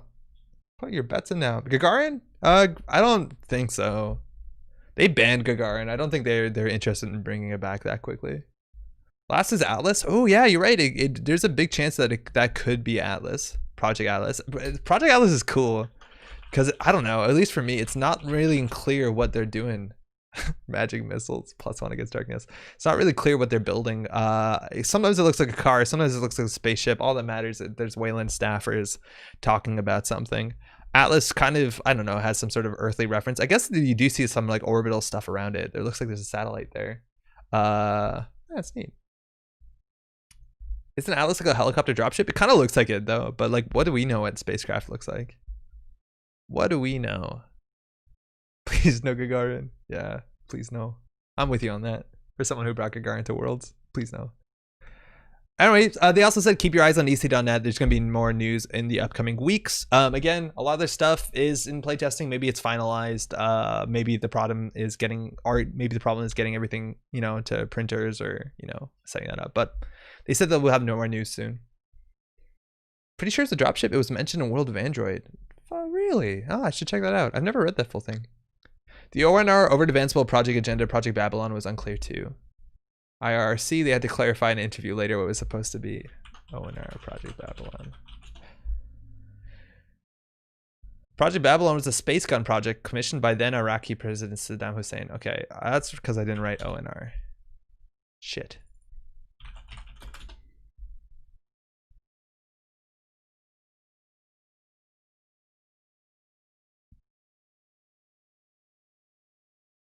We're missing something.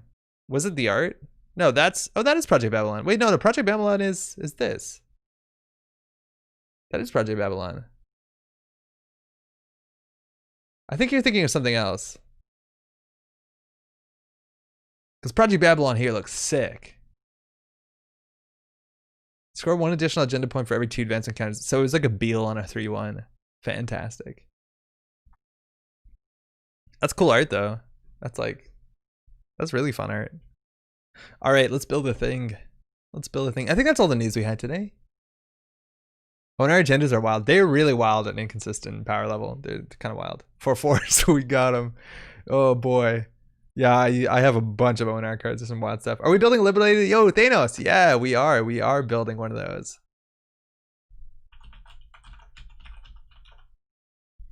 Yeah, sorry, Dragon. You totally throw me your deck list. We'll look at that real fast. World Conquest. So we built this last week, and I'd recommend you check out the VOD. We also published the deck list. I didn't do a write-up. I probably should do a write-up here, but this deck list is really fun. The short of the long is, this needs some tinkering on it, but if you watched the stream last week, the idea is that we wanted to use Persephone as an alternate win condition to be able to mill out the corpse, and we could totally do it. What we had to do is we had to find ice that had subroutines that you'd let fire, and then regardless of what the ice is, we would let the subroutines fire, and we would make it a sentry by using tinkering. We would then get a turn of a massive amount of clicks by having all the hyperdrivers in the world, and then we would smash into it, and then we would mill like, I forget, I think in one of our games we ended up milling like 36 or something absurd. And that was that. Now this reminds me, because there's other Haley lists of this sort that like abused this hyperdriver really strong turn in one turn to do something wild. No, Dragon Friend, I'm not seeing your link. Can you maybe post just the deck list number? Because you're not allowed to post URLs in YouTube. It automatically blocks it. I'm not even touching it. Are you gonna play Persephone with Chella? I don't think we're gonna play Persephone. I think we're gonna try Chella with other things like what's it called, Gravedigger and Contaminate. There's a chance that we can put a single Persephone in there if we have enough influence to be able to like have another win condition, so we have some flexibility. We'll see how many slots we have, but I want to try the Chella because Chella is also like really goofy. Okay, I don't know if we can do it here. No, we can't do it here. How do you see a deck list? What is deck list? I think we have to do this, right? Is your deck list shareable? That's an important question. Is your deck list shareable? The other worst case scenario, you can post it in chat. Like you can get the copy paste. But why does this not work? I'm probably doing something wrong. He says very confidently. It's /n/decklist/numbers. I could open theirs. Okay, hold on. /n/decklist, but that didn't work. We tried that. /en/decklist/numbers. Yeah, no dice. But my numbers get like eaten pretty horribly. 61896. That one works. Wait, this is a different deck list. Oh, because this is a liberated cello list. Okay. The key to winning is finding that slot machine or equivalent ice with subs to run. Yeah. There's ways to do it. I'm late but disappointed that Gateway's been pushed back. Really looking forward to introducing new people. Yeah, we keep having this conversation of I'm always like when these two things kept moving down the years, like when Cyberpunk 2077 coming out, when is System Gateway coming out, and that kept getting pushed down, and unfortunately it doesn't line up that well anymore. It would be really cool to have a Netrunner product you can quickly recommend to people who are getting into Cyberpunk, but another time. Are we just posting our numbers now? Okay, we'll keep this up because this looks fun. We need more win conditions than this. This is one win condition. Liberated Cella is a cool card that came out in, I want to say Mumba. Dragon wrote their deck list. 1 second. It came out in Mumba that lets you spend 5 clicks to forfeit an agenda. In our case, it'll always be a fan site to get 2 agenda points. Post the end of the URL like this: n/decklist 629 fetch / ooh, Ezra, that'd be a good idea. Otherwise, they posted a list. We can just build it really quick, the list that they're talking about. Well, we'll just do this real quickly if they don't post it, the list. Corpse choice card that takes a lot of run and setup. Yes, yeah, it's definitely wild and not particularly good. Oh, okay, hey Dragon, that'll probably work. Yeah, sick. Okay, Oracle May, Economy, in a Ken deck. So Dragon posted this list to get some feedback. So let's look at it. Firstly, it's Ken. Ken has 17 influence. We're spending 17 influence, and you want to play a lot of runs for this to be valuable, or you need the 17 influence. How many runs are we playing? Probably not enough. If we play every single run in this deck, we will make 12 credits. That doesn't sound good to me. That doesn't sound amazing to me. There's a question about, like, you know, okay, wait, hold on. This is a conversation. You can see the future. Yeah, fantastic. This is a conversation about what you want to do when you build a deck. I was having this conversation with Eric. I talked with Eric over this weekend. Eric, who is a pretty, a lot of people ask Eric for Netrunner help, and he has very strong opinions on things.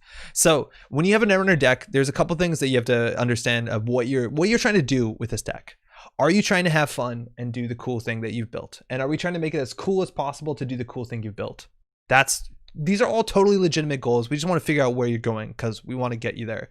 Do you want to build the best, most competitive deck and have something that will crush your opponents?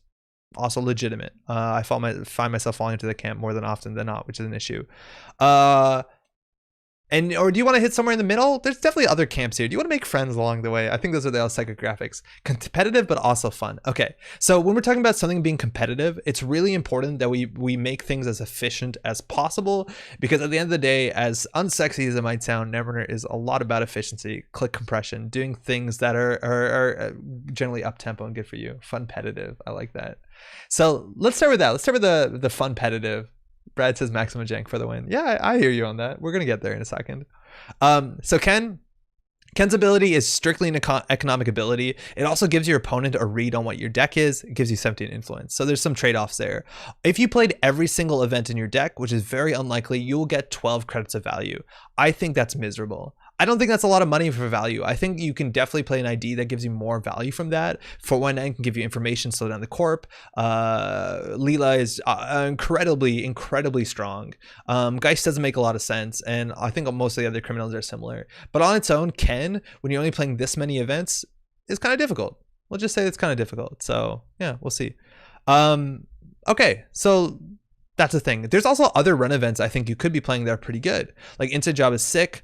Hostage is pretty low tempo. Diversion of Funds is pretty good. Dirty Laundry, Bravado, those are the really good run events. What else could you play? In theory, if you want to play more run events, you can play some fun stuff like shit. What's the one where you kind of like sneak up on the corp and you get an HQ and you trash the shit? That one's fun. But there's other run events. I think you could either put more run events to get more Ken value or not. The thing is, like, okay, so I think the big thing about this deck is that you're on Oracle May. And the idea with the Oracle May is as long as you're running with Prognostic Q Loop, you can see the top of your deck. And so that you can always call the card for free to get 2 credits and draw a card, which is incredibly efficient once all this stuff is set up. Now, the issue is that there's a lot of cards that you need for this to be set up in order. And I don't feel like this is the sort of deck that you can just fire Oracle May blindly, because your ratios are pretty even. You have as many resources as you have hardware. You have slightly more events, actually almost twice as much events. And if you lose your breakers, you're fucked. So you can't Oracle May blindly, which is a problem. So that means to get this to set up, you need to find your hostage and hostage out your Oracle May, which is really low tempo. And then you need to run first with Prognostic Q Loop before you can Oracle May draw. It's also worth knowing you show your opponent what you draw with Oracle May, so it's not only upsides. So you have to balance that. Now, of course, the hostages have value because you have a lot of one-ofs, so they're not dead, but it's just a really slow card as compared to just like maybe having, I don't know, more Oracle Mays. Now, this is a combo that I was thinking of when we were scoop thing when we were showing off Prognostic Q Loop. The idea that you could play this with Oracle May. And it's definitely neat. It's definitely neat, but if you're not, like, how often are you running every turn? I feel like you'd want to, right? Like, obviously you'd want to with Ken, but not, these run events aren't run events that you can actually play aggressively every turn, right? Like, I think the best thing you have for run events right now is Amaku and Data Seeker. The fact that you can run and get maybe Turning Wheel at the same time, that makes you want to run every turn. Same with security testing. I don't think I'm saying anything too relevant here, but yeah, okay. I'm not totally sold on it just because there's so many pieces. You see a lot more Oracle made decks in Ken specifically that are incredibly, they're just like only events and then like 2-3 copies of Oracle May and then like bin breakers or extra breakers, stuff like that. And those are really cool because you get that Oracle May thing you want, but you don't have to worry about trashing things, which is pretty neat. That's another way of looking at it for sure. You said or Paragon. Yeah, Paragon's another way to look at the top of your deck. Now Paragon is a bit tricky because Paragon, Oracle May, Class Act, and Prognostic all work together in a really clumsy way. Also, for what it's worth, okay, one thing at a time, Andre. Paragon's kind of clumsy because if you use Paragon to get the credit, you have to leave the card on top of your deck. Paragon also plus Prognostic Q Loop it's also very clumsy because using Paragon's ability, I don't know, it kind of doubles down on the same ability, sort of, not entirely. But it's a bit clumsy, right? Like you're getting the information twice over, where one of these isn't as relevant, right? Because both of them end up looking at the top of the deck. One lets you put one on the bottom though. Class Act, for what it's worth, also goofs up Prognostic pretty well, but Oracle May Class Act is a really fun combination because you actually don't have to draw the card that you show your opponent if you don't want to, which is kind of really cool. Anywho, you also have Devil Charm. 3 of Devil Charm. It's only 2 influence, which is surprising, but Devil Charm on its own, I don't think is particularly compelling. Like, from my understanding, you're playing Devil Charm in this list, so you can always threaten to get through something with an Amaku pretty early on. And that's kind of cool, but Devil Charm is a fair bit of influence. You do have to install it cheaply, and in theory, it's a target with Prognostic Q Loop, but I don't think it's going to line up that well, especially because it is a unique card. And you get through an Amaku once. How good is that? Well, it's honestly kind of comparable just to Boomerang. It's also kind of comparable just to like Inside Job. It's comparable to Spearfishing if you really want to. It's a lot of work on influence on doing something that I believe you probably have access to in faction as well. Yeah. So it might be a tough ask. Now, Devil Charm is specifically like people don't play Devil Charm in a lot of decks if they're playing Amaku or like, okay, Dean Lister used to be a card. Dean Lister was absurd because I think it was for the whole run and you could get huge strengths. But a lot of people don't play Devil Charm just to bring, like installing a card for credit just to be able to deal with an ice later on. It's kind of cool if you play more control than you play aggro, right? Because if you have a Devil Charm down, your Amakua can get through any big ice on the remote server, and that's the real threat here. But if you're going to play like an aggro Ken game, I don't think this is going to stick around as long. Like you're not playing as much control. I think the main point is like a lot of people will play Devil Charm in their deck because they combine it with something else that cares about strength, something that's a permanent solution. Like you see a lot of times Devil Charm plus Chisel because that's really cute. But Devil Charm just on its own is something you install on the board and then you save for another day, kind of like security chip. No, you can't really play security chip in this. I don't know. It's a hard sell for me. If you lose one Devil Charm, you can get down 15 influence and play Az, who likes log connection hardware. Yeah, Az honestly like seems fine with this if you lose some influence. Looking at the resources, Caldera, I don't think it's ever worth playing. Your deck doesn't have a lot of money. It really doesn't. And I feel cards like this are kind of just like a crutch, where the more you know the game to some extent, the more that you play it, the less you need this.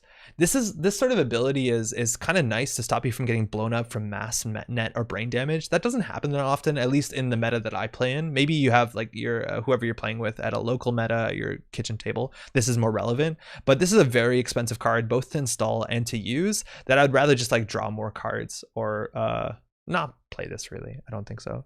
Data Dealer, it's a meta call. If you're playing against that sports metal deck, okay.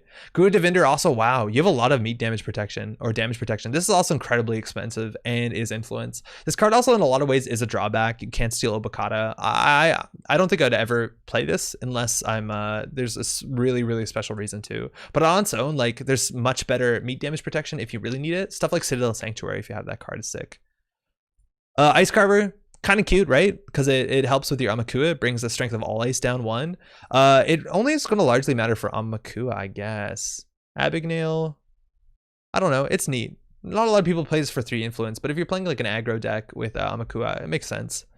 The thing is, like, you can't even draw your Amakuas that reliably, right? Like, I guess you do have the filtering from card draw, but like you need a spec order this or play 3 of this if you want to find it. Caddy Jones is cute, especially can you hostage it. Oracle May is kind of the deck, right? Security testing is also really cool. In theory, security testing is really cool. The thing is, if you play against any matchup where they glacier up pretty heavily, like this sort of, I don't know if they're that popular, if HB like 2 ice in every server, you're definitely going to struggle with this sort of thing. But against like, you know, also the groups that go sideways, it's neat. It's definitely neat. And Class Hack is very good. And Turning Wheel in theory is, it's obviously a very good card. Yeah, okay. Ow. Caldera seems much more relevant for the Persephone deck from earlier when you're willing to, yeah, but we can't afford Caldera. We really can't afford Caldera in that deck. So yeah, the idea is to play like an aggressive Ken deck and get that cute Oracle May combo. I think you're reaching, right? Thank you for the feedback. No, of course. I feel like that wasn't very strong feedback. The Breaker Suite, for what it's worth, like Data Sucker is kind of the fuel that you got, where every time you run, you get value from it. Maybe you could also try looking at whatever that Piggy Bank card is called. That might be interesting. The Data Suckers are obviously very good because they work really well with Amakua. If you get Purged, you're going to be in a bad spot. The fact that you have one of Breakers, I guess you do have Boomerang and Inside Jobs, might be a bit tricky. Not that Special Order is that hot of a card, but maybe you want to slot one in there. But I think that's my general feedback. What is the worst card to have on bottom? A good thought experiment for decks is, what is the worst card to have on bottom? Yeah. If you don't draw your Amakuas, your deck is going to flounder. That's for sure. And sure, maybe you have good draw. Some games you just don't. Like, you're going to have to end up hostaging stuff out. And I don't love hostage, right? Like, hostage makes sense in this deck because of Oracle May specifically, but yeah. I don't feel like I'm very cohesive in my thoughts here. I think what I'd recommend to try, Bankroll, thank you. That is the one. What I might recommend try something a bit wilder, right? Like maybe try playing more events and then just playing 3 Oracle Maze and maybe don't do resources. Maybe you can try that and then you don't have to play Prognostic. Then you can do other wild stuff. Maybe you have to play more Breakers. That's always fun because you're playing events and then Ken's firing more often. I think that's pretty cute. If you want to do Prognostic Q Loop and you want to, I guess, no, you don't. If you put more hardware in there, like the public terminal, that gets a bit goofy. It's hard. It just, there's so many matchups where it's very hard to do a run-based criminal and continue to gain tempo out of it, right? Like if they put 3 ice on every server, like think about that, right? They put an Engram Flush on Archives. They put an Engram Flush on HQ and Engram Flush on R&D. But that's what I mean. Like if you play in modern meta, they put an IP block on HQ. You're kind of fucked. They put an Engram Flush on R&D and then an Engram Flush on Archives, right? Like you're going to really struggle to get any sort of traction here, right? Because you need to be able to run with Prognostic Q Loop to get off Oracle May, let alone security testing if that's necessary. And then if you don't get your Prognostic Q Loop, it's really hard to Oracle May. So yeah, it's going to be pretty difficult. Also relying just on Amakua as like a main base breaker, you're going to run into issues with cards like IP block and any other AI hate. You could run tech cards like that, like Janktiv is saying, Hunting Grounds is really good, deals with Engram Flush, deals with IP block. On top of that, in theory, you could also run like Citadel Sanctuary, which I think is a way better slot than Guru Defender because it's a very flexible card and lets you deal with tags, which is nice. But like if they ice up all centrals, I feel like this deck is really going to flounder. I think in that case, the best you have is Caddy Jones, but unfortunately, everything else that your deck wants to do, you're just not going to see. It's just not going to work, which is an issue. Interestingly, like builds like this, I think might want things like Jack Sinclair. That might not be totally right, but like Jack Sinclair is a really cool card. I don't know how much influence is. Maybe it's 2, but that lets you do your like your Data Sucker, Security Nexus, Turning Wheel stuff clicklessly, which is kind of a big deal. But yeah, I guess I don't know. There's a lot of feedback, I suppose. But yeah, playing Ken with that little events, I don't think is gonna help you out as much as somebody else. And I feel like the engine here is so tied into having a good board state for you to capitalize on that if you can't, it falls apart pretty heavily, and then your deck just becomes Caddy Jones and trying to find your one of breakers, which is going to be a bummer. Spearfishing instead of Devil Charmed, yeah, I think that's probably fine. Save influence for a couple test runs, more Ken fires, also makes it easier to find your star breakers. Test run is, I think test run's kind of cute with Oracle May. I think test run's interesting. Test run also, if you want to do, lets you play like aggressive Femme Fatale, which is kind of really fun. Now the thing is, like for aggressive Femme Fatale, you probably want like explosive runs, right? Because that's the thing is when I see Ken, I'm expecting to see things like legwork. I'm expecting to see things like Maker's Eye. Like when I see Ken, I'm expecting that sort of multi-axis more than like the slow turning wheel build up. There's a chance like Gabe is even fine in this deck. Because like, check that out, right? Like, okay, maybe we're going too deep in this. But check about Gabe, right? Gabriel Santiago, you can run HQ for 2 credits cheaper. You make 2 credits, or you can consider that 2 credits cheaper. And maybe that's what you want, because you just want to like sec test HQ, and no matter what, get into HQ with your Data Sucker, Amakua, and then Prognostic Q-Loop, Paragon. Maybe that's better than Ken, right? Like there's other ways to see it. This can help you afford to be as aggressive, which is neat. That being said, the lights up HQ heavily, so I don't know, play Sneak Door. But yeah, test run's really cool with Fem. You could do that if you want. Then you can use Oracle May pretty safely. You can test run any breaker if you want. This is 3 influence and 3 credits. It's kind of expensive. It's not a run event, of course. But like you can play Maker's Eye, stuff like that's pretty good. There's also a chance Hushik works in this deck, but I imagine it's a bit too slow.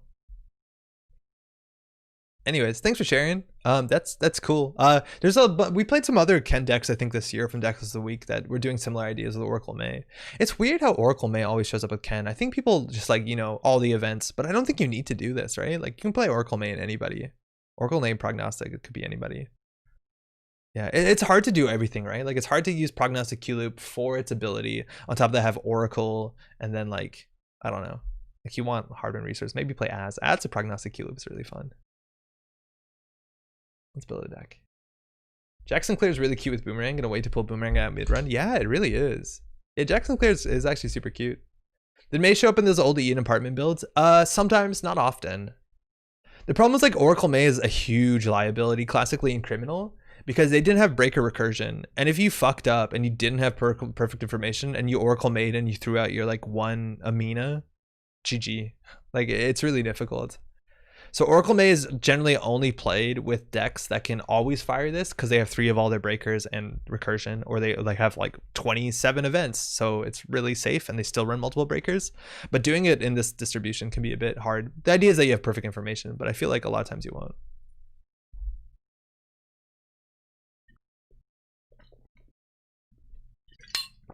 Okay.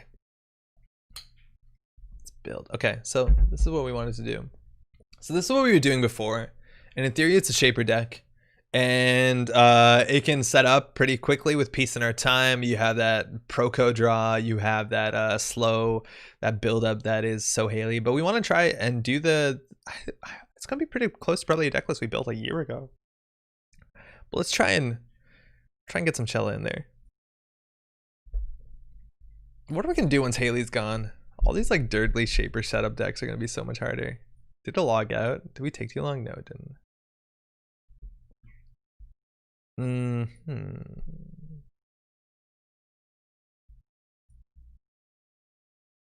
Man, I like giving deck feedback. I just feel like it needs to be more concise. I feel like I'm all over the place. I think I'm too warm. Let's just blame that. Okay, here we go. So how are we gonna win? So Liberated Chella, is that a way to win? Probably not, but it's a way to slow down the corp, which is really fun. It's also just like a really fun pet card. I like this one a lot. So in short, 5 clicks, which means you have to do something special here. This used to be a lot easier back in the day because we had All-Nighter, which doesn't exist anymore. Gonna do the Price of Freedom Akshara combo. Honestly, I don't know. I wasn't considering it. I don't think we need to, but it's worth considering. I was considering more Price of Freedom than it was Akshara Serene, because I don't think Akshara anymore gives you the click the turn you install her, because clicks are allotted at the beginning of turn. So she got like a shit ton worse. So I don't think we need it. I think we can just give them money with Peace in Our Time and then play like, you know, Beth, and maybe it's fine. Do you run other pseudo agendas in this Kasi string? No, I don't think Kasi string is just like way too slow. I think, yeah, as Thanos says, we just do Hyperdriver and we do Beth and call it a day. So we'll do Liberate Chella. Now we need to forfeit an agenda. We're going to try to forfeit only 1 pointers or 0 pointers. And we do have 0 pointers and we can install them pretty cheaply, which is Fansight. I think the Temple card isn't needed anymore. Oh yeah, I forgot we have Temple of the Liberated Mind, which in theory can be a 1-click. My favorite of that card, it's not unique. Yeah, right? We could in theory play this card. I totally forgot about it. We can play 1 of, it might not be necessary. I doubt it is. We'll end up cutting that. I feel like Beth in the deck list that we posted last week could probably be a 2 of, and we can cut one of the other setup cards like in the groove, but I think in this deck it's really important. We also want Professional Contacts because that's really important, and we want Hyperdriver because that's really important. Now for hyperdriver, we've been doing net chip because we want to install multiple, and that's the only way to do it modernly, really, because we don't have daemons anymore. So we'll get that in there. And that is not a win condition, so we have to figure out another win condition. So I was thinking of doing Gravedigger. And Gravedigger is sick. On its own, it fires actually a fair bit. Oh, one notoriety, I think it's fine too, but we probably don't have the breaker suite to support it. So this is Gravedigger. On its own, it's neat. It's fine. It's neat. But the idea is that we can play Contaminate over and over again on top of this bad boy. A turntable Jaws. I think I like turntable a lot because we don't really need a console. So that's only 5 influence package. The idea is that you can get a Gravedigger down. This should get some counters during the game, and then every once in a while we can Contaminate and mill 3 and go trash. Now, unfortunately, this is a lot slower than, in some ways, than Persephone. Persephone is bigger on MU, so there's a chance we'll actually end up with Persephone in this. If not, maybe not. Gravedigger didn't rotate. No, it's an order and chaos. It's good. I think playing 3 cellos, we can drain the corpse morale and get them to concede. We'll see. The thing is, like, a lot of corpse can just score through it faster than we can. Now, how do we find out to get the influence in here for black file? We'll see if we can get it. So that's a mill strat. We also want peace in our time because that's really important. And let's put a Persephone in here. The other alternate win cons we could play in here is we could play, I think we might need to play either a labor rates or like, I don't know, I think buffer drive is way too expensive. We could play a labor rates. Oh, I think we want turntable, so that's gonna be all their influence. Now, we could try Fisk. The thing is, like, Fisk seems really bad in some ways. Like, it'll speed the game up, but we don't want the game to go too fast because we're not particularly that fast as Haley setting up with our Proco. Also, like, yeah, I don't know. A lot of times you want to just draw with Proco. So what else do we need in here? That's basically a deck, right? All these 1 special programs and net chips, we run 3 SMC. Yeah, so SMC we have 3 of. We have to run actual breakers. So I think we're doing like Palangi. Oh, we have a Persephone, so I guess we do 2 tinkering. I don't know how good single Persephone is going to be, but we can really fuck someone up, I hope. And we don't have to go for like combo turn. We can just get a Persephone out and hit slot machines over and over again. Sort of. Maybe. So we do tinkering. We probably want Palangi. 1 or 2. We want the simul chips for sure. Probably want sure hedge fund, sure gamble. We'll get there. We can't play stim hack, unfortunately. We want what's it called? The good one, Angolo. Oh yeah, with Diesel, we probably want Diesel. I don't know whether we need 2 Angolo. We probably can get away with 1. Yeah, with Diesel. And now like daily casts, and we're way over, right? So what do we cut here? The question is whether we actually have to do the Persephone or the labor rates. I don't know if we necessarily have to do it. There's a chance that we don't need this card. I'd be surprised if we needed this card. But we can't use a hyperdriver, so we just have to use Beth. No, she'll be fine. So this is too many cards, but let's see what this draws like. Honestly, that's sick, right? Like gamble, draw, Beth casts. Probably get a card off Beth. We do. Draw, sick, draw, Proco. Oh, we would have installed that before we draw, and then we done draw. This is okay. Heart is in faction. Why labor rights? Oh, that's a really good. Because labor rights can only bring Harmony AR Therapy can only bring back a single card of the name. We basically want to be playing Harmony AR Therapy in theory to bring back 3 Contaminate, which we can't do. Now, there's a big chance that recurring Contaminate is going to be way too slow for us anyways, but that's what we want to do, is we want to replay Contaminate, and this can play 5 Contaminates, right? Okay, so we have to cut some things. I think we need 2 Beth in this. Liberated Cella is a 3 of, I think we need to. We'll cut the Liberated Mind. Hopefully we don't need that. Do we need 6 net chip? We could probably get away by with 5. We probably want to cut the Persephone combo and play something a bit better here. Because then we can cut the tinkerings too, and that frees up a lot of slots. Is there any other like degenerate win con anybody's a real fan of? Because we can get that in here.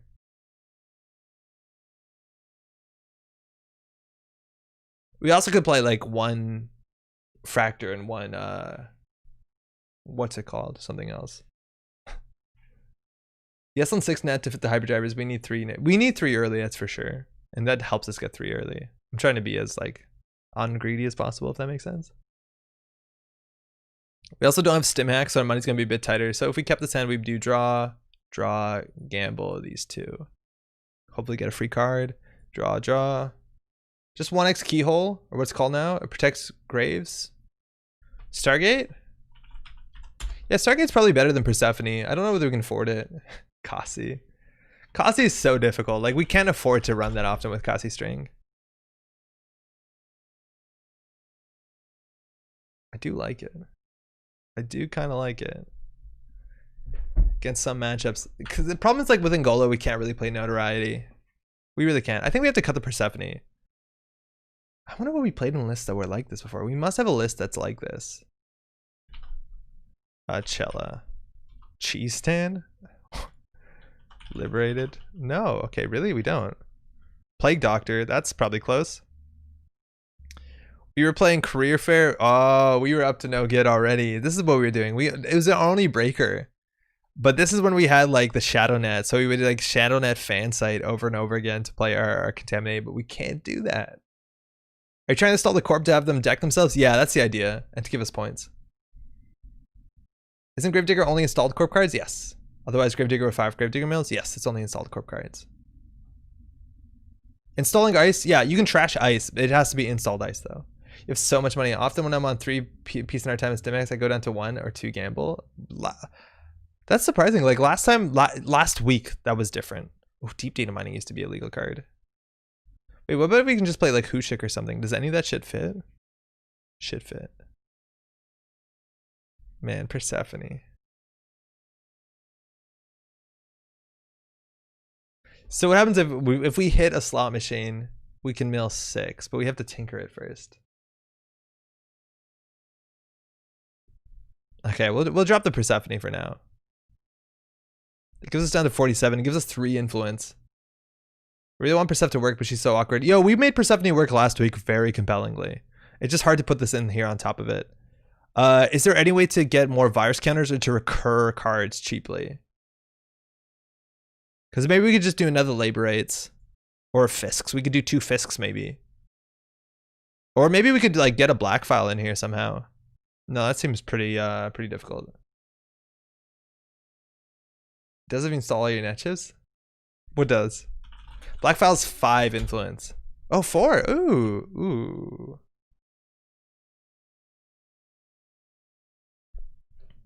There's no way this is good. This seems bad. No, we don't do this. We need the piece in time money. Do we just do another Laborites? I think so. Paperclip so you can break double barrier if you need to. Yeah, Paperclip's not bad. Paperclip's definitely not bad. The other option is another, yeah, it doesn't seem good. Virus Breeding Grounds. So Virus Breeding Grounds is like really awkward because you can only put Virus Breeding Grounds tokens onto another card that has a virus, and this is really slow. In theory, what we should be looking at is like Hive Mind or some of those other really ones. Like Hive Mind is 5 influence, okay, and it says when counters on Hive Mind are considered to be hosted on all other viruses. But the problem is if you take the counters off of Hive Mind, it takes them all off of all of them. It doesn't actually work. Like it doesn't help with Gravedigger at least. So that's no good. Maybe at least one Hushik. You have all the net chips. Oh, with the net chips we have Hushik.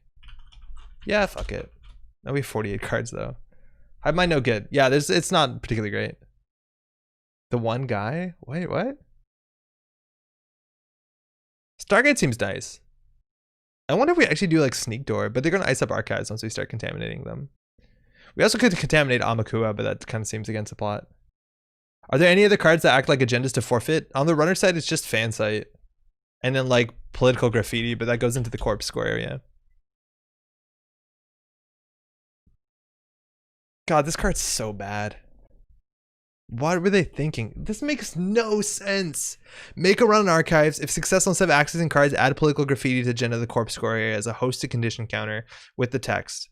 So they have to have an agenda scored. You have to play this. And then that agenda is worth -1 agenda points. And then if you do that, it buys you 1 turn because they just purge. So they get to 8, which is, sorry, they get to 7, which is 6, and they purge. I don't know. Street Magic because it deserves better? Oh no. I think we do another Laborites. The one guy I've been playing with IRL plays Hive Mind with Trapeno Chisel to 1-shot ice. That seems fun, but I think you need to do Anarch for that for sure. This card does make me sad. Yeah, I know. So for a while it was cool because you couldn't purge it. It's a run event. Is it actually? Oh, sick. It is a run event. Yeah, okay. All right. I don't know how to spend the influence.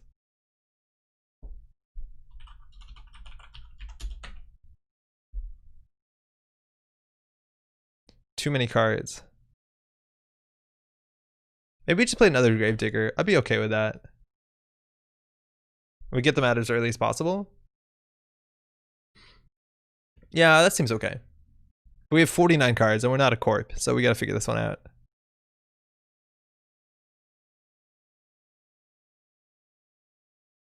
Wait, what does Temple do? Only once per turn. Once per turn. This seems wrong, but we'll do it. How about we put away the dig and just go for 3 Noto? Noto's really hard because we don't have the breakers to support it, right? We just don't have the breakers. Like, we'd actually have to run a full breaker suite and we have to install them and then we have to break. Like, that's the idea, is that we can run really lean.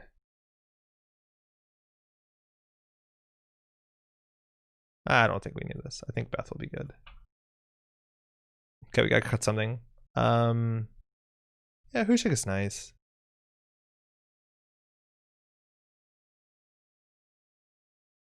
Say we ditch the dig for breaker suite. I think the dig is a cool thing though. Oh, like the second digger?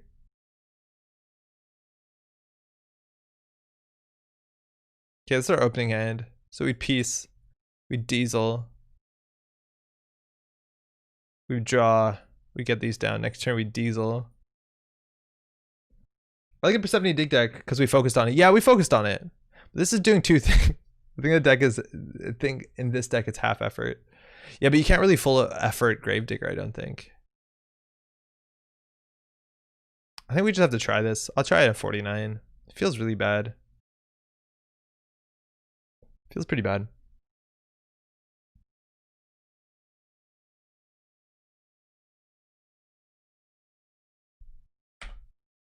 That seems fine. Liberate Cello on its own doesn't win. No, but it slows the game down. And it can help us win with Mill. No, it's not particularly good. Like, I think if anything, maybe we do Gravedigger and we do Fisk, but we can't fit 2 Fisks in.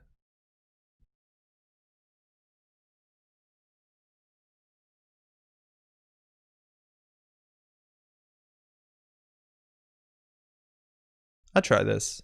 I'll play 48. How bad could it be? First. Second, we draw. Third, and we play fan sight. You want fan sight down as fast as possible. From here, draw, draw. Proco is good, but I think we do double net chip Proco. We do Proco, Proco, Proco. Yeah, okay. We can cut a diesel in 2 gambles. It's interesting. The diesel is really good because if you don't draw Proco in the early game, it's really, really, really strong. Like, it's very good. It's a really different start if you don't draw with the diesel. I think we'll try this. We'll try this. This seems not amazing, but we can try it. Why is it recommending this? Liberated. We could also play Caddy in theory. Maybe Miss Bones. We don't have that much money. We really like trashing stuff. We're not actually gonna be running to trash stuff. We can't really afford that. We're just gonna set back and do a lot.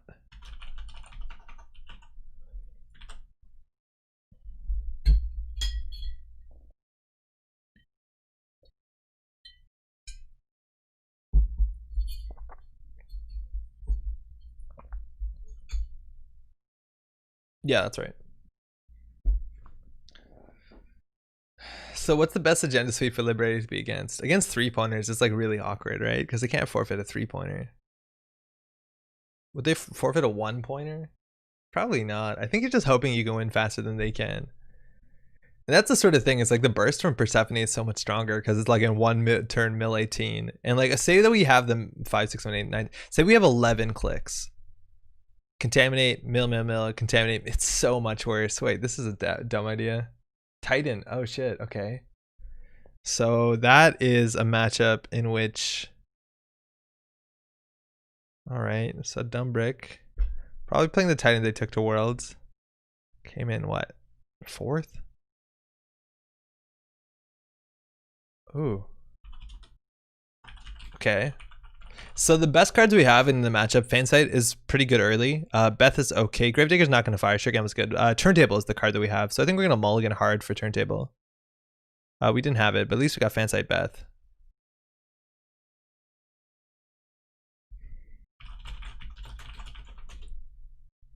All right. So this is the sort of hand I think we love Diesel in.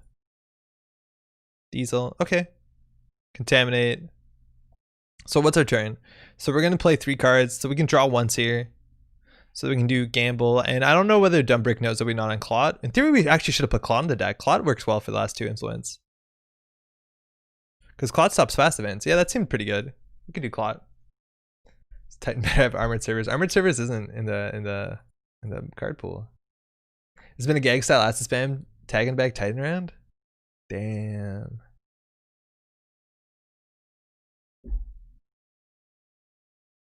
So what do we get? A credit? Sick.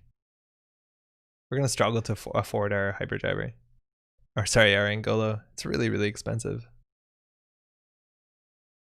We need Proco stat. We got Proco. Do we install Proco now? I think we draw into another resource. Damn, I'm good. Okay. So we need to get money. Or clicks too, right? Hushek is still pretty good against their deck. It's gonna be a while for this to set up. I think we're gonna kick the Hushek, but we'll see what we'll draw into. We don't need double Angolo. That's probably fine. Yeah, it's gonna take us a while to solve the net chips. They're at 13, so we get a card draw. There's a Gravedigger, which is good. Here, 1 second. Gotta ban a bot. Banned. Drop Hyper? Yeah, we could go for a Tempo Hyper. Like, I don't think we have to go for the big play Hyper. I think you're right about that. The problem is that we can't double install. Well, now we can. We could do these 2. So we'll do Proco. Okay. Proco. Okay. I think we have to start putting the pressure on.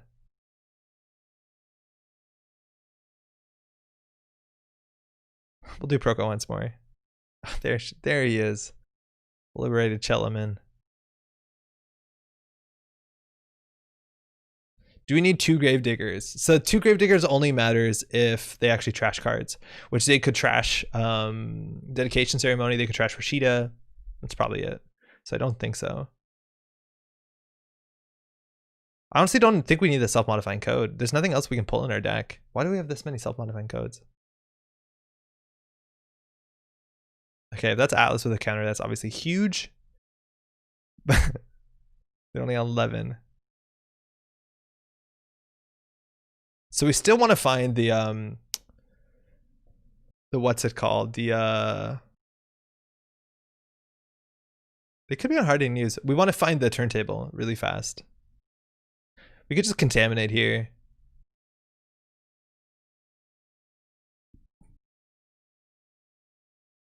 Guess we should have done this first. All right, we'll check. We basically see 3 cards. One of them they threw out themselves. Nothing, but they're showing some more Glacier stuff here. Crisium, Hortum, Surveyor. That's fascinating. We don't have a clean double install here. That's awkward. I think we just Proco once more and throw out the SMCs. Okay. Timely public release. Ooh.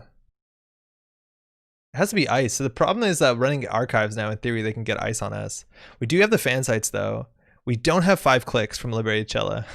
And we're gonna have to give them money. We have to find our pieces. Oh wow, that broke. Okay, that's fine. We wanted to double draw there.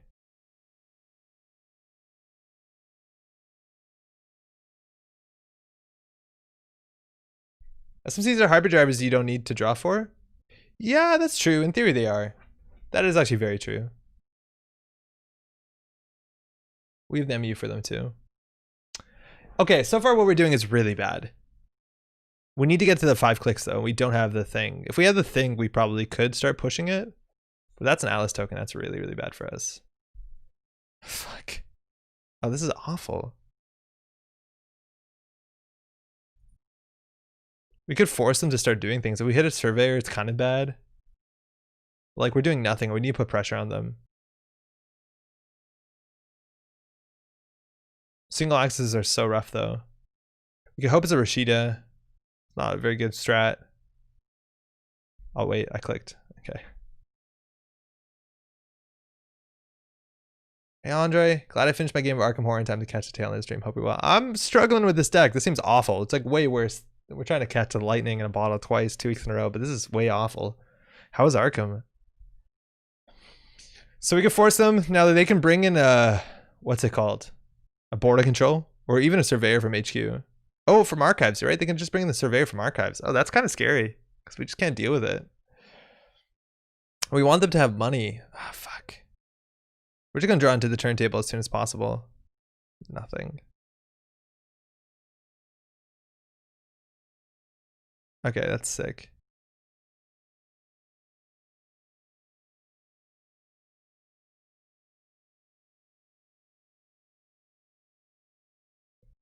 It's great. We just finished scenario 2 of Dunwich Legacy. I'm playing Ursula. My girlfriend is Agnes, and a childhood friend of mine is playing Skids. Oh, that's super cool. Hell yeah.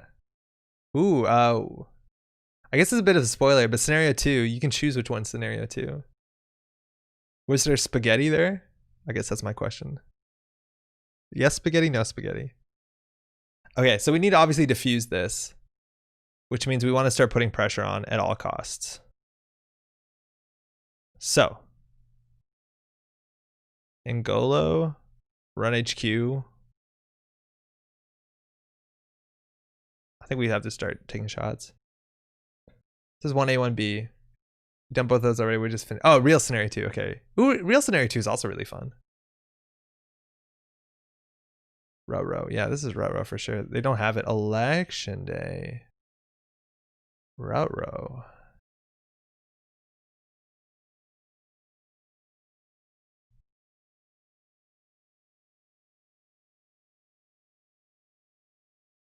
We started Return to Forgotten Age yesterday online.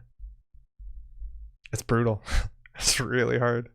Oh my god, the changes to exploration are like pretty difficult and way more interesting. It's excellent. Lots of places for Ursula to sprint around at top speed and hoover up clues.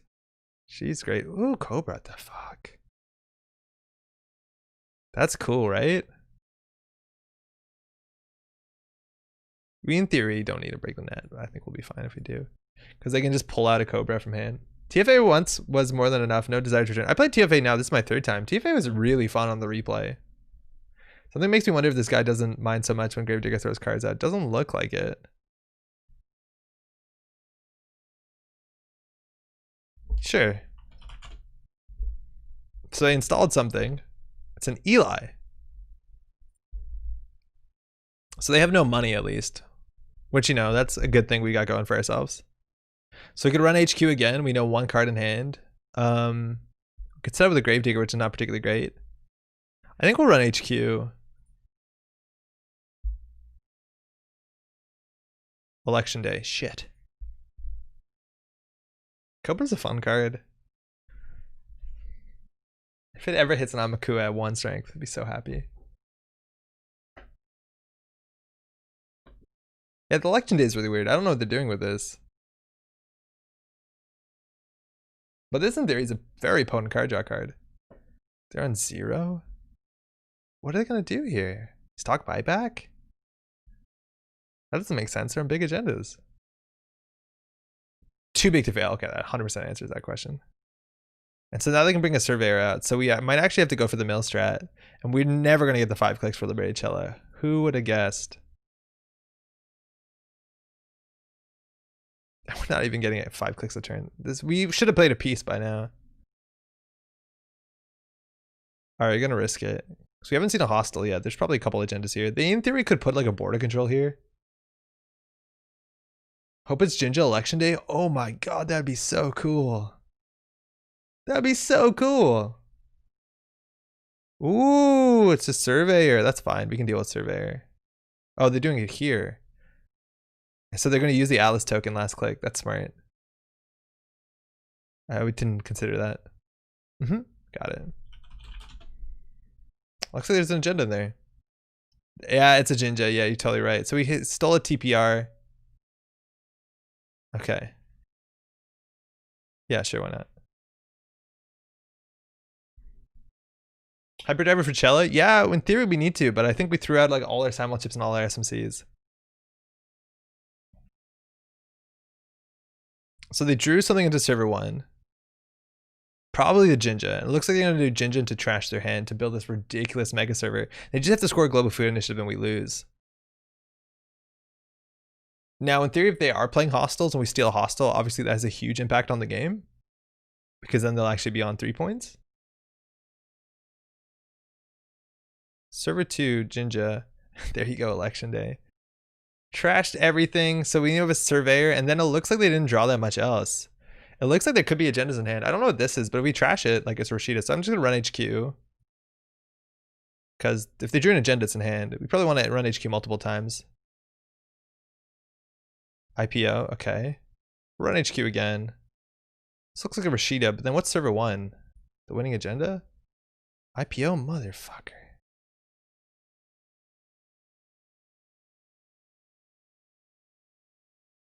Maryland, okay. Why do we have a bad publicity?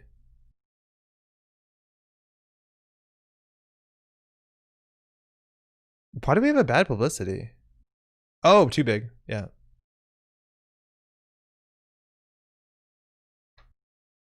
Andre, I absolutely love your Arkham stream. Have you considered doing some more with Maddie? I have. We definitely have. Firstly, preemptive, fuck. Thank you for the kind feedback. It was a lot of fun. It's something we're definitely looking into doing in the future. There's also like a lot of friends of mine who are like, yo, if you're doing Arkham, please, I'm in. I'll stream. So that's something we're definitely looking at for sure. Arkham's a lot of fun and it's still been really good. Okay, so we know there's 2 surveyors on the remote. That's 10 credits. They can only res one of them. The Arkham stream is great, and I'd be super jazzed for more of that. Oh, okay, cool, Lunella. It's good to know. All right, so we lose here likely. Unless, this is where Cella's awful. So we're gonna do mill, run archives, hope for a 1-pointer. That's not gonna work.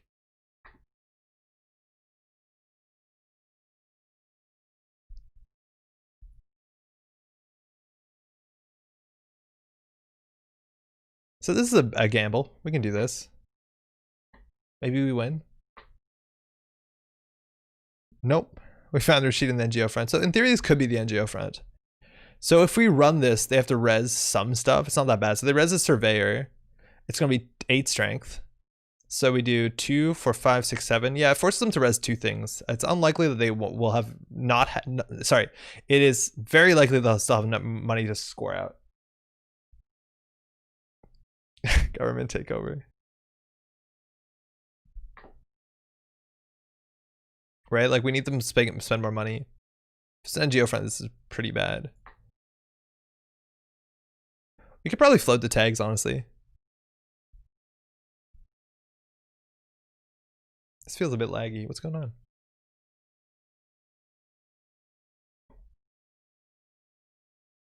Test.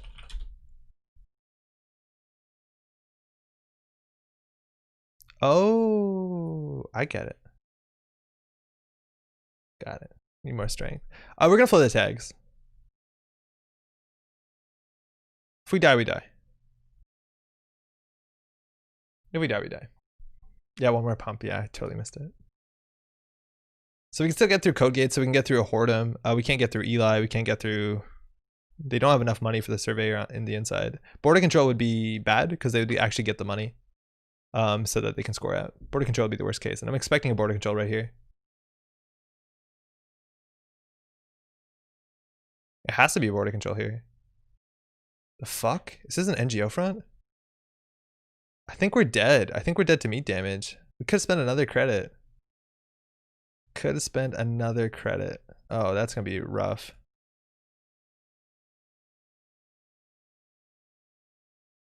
Then you can't Cella? Wow, we're alive. What? Everything on there is more than 5 credits? It's unbelievable. Okay, we have a Cella threat here. We do have a Cella threat. We have 2 tags. There's a slot machine. I watched the stream on VOD and could not stop watching. 5-something hours for binge watching. The format was super chill. Oh, sick.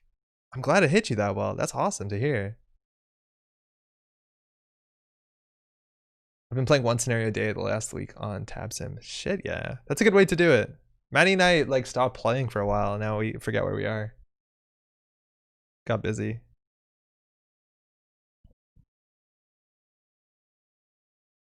So that's a Rashida, right? That gives us a Gravedigger counter. These are at least free. In the bottom of 19, we have like 3 Peace in Our Time. I don't think we actually have a Temple of the Liberated Mind. We don't have a Persephone. Persephone, we could have, like, what? In theory, fired the Cobra. That's bad. Oh, that's a border control. Did we know the last one? Oh, that was a slot machine. Oh, sick. And they overinstalled an ice, so we got a Gravedigger counter. And they scored an Atlas. Okay. Okay. All right. So they still don't have enough money. But we got to start hitting stuff. Last turn. Yeah, it could be last turn hostile. Oh, yeah, because they have this Atlas token. It's definitely last turn hostile. Yeah, so we don't have a lot of options here. Fairchild 3, wow. Yeah, so we lose. If they have hostile. I'm assuming they have hostile. I'm so surprised we haven't seen a hostile. I've been trying to indoctrinate some more friends so we can have a full party without much luck this far. Oh, that's a bummer. Your tag, did they trash? Yeah, they could, but it's not gonna be good for them. Like, they want to win. This is not really a threat. Ooh. No hostile. 15 cards left in R&D. It will happen. I'm putting it out into the universe. Nice. All in on these dumb remotes. They can't afford the remote. They need a new TBTF. But they can pull any agenda here, right? And then we have to contend with like Surveyor into single border control. That's a problem. Yeah, Atlas for Atlas. Okay. So the thing is, we have to make sure they don't have enough money. And is that possible? So many turns that we could have got Hyperdriver down if we really cared. Gravedigger, we've milled like 7. Maybe more, actually. We've got nothing. Now, no amount of turntable is going to matter. We still don't have 5 clicks. If we can consistently have 5 clicks, we could have probably won by now because we did Cella Cella. By 1, I mean they would have slowed down. Okay. So what can we do here? Can we run this remote? We know there's a slot machine and we know there's a border control. So if they res the border control, we literally can't get through the server because we don't have a fractor. We don't have a fractor. We have to get the single Pelongi. Uh-oh. You can get into R&D once. Yeah, it doesn't win us the game though. No, we just like literally can't deal with this unless we trace this. Which actually might be correct. Maybe we do click 3 run. No, but then we lose the border control 100%. We have to do click 2 run. We lose the border control anyways. We can't get through the surveyor twice. But if they res border control, we're just holding on, right? So if we click 2, we'll be running here. We'll have 13 credits with bad pub. Res the border control, that's 2, 3, 4. We can't let them have the money. So that puts us on 10 credits. So we can boost this trace, which they can boost 1 into. But if they boost 1 into it, they won't have money. But then we spend 10, and then next turn we lose anyway. So it's not worth doing. Fuck it. We're gonna go out on the horse that we built ourselves. Do we have a Hushik target? Not that it matters. I did contaminate Proco? Okay. So our one play was to draw perfect and to contaminate. No, it doesn't even work.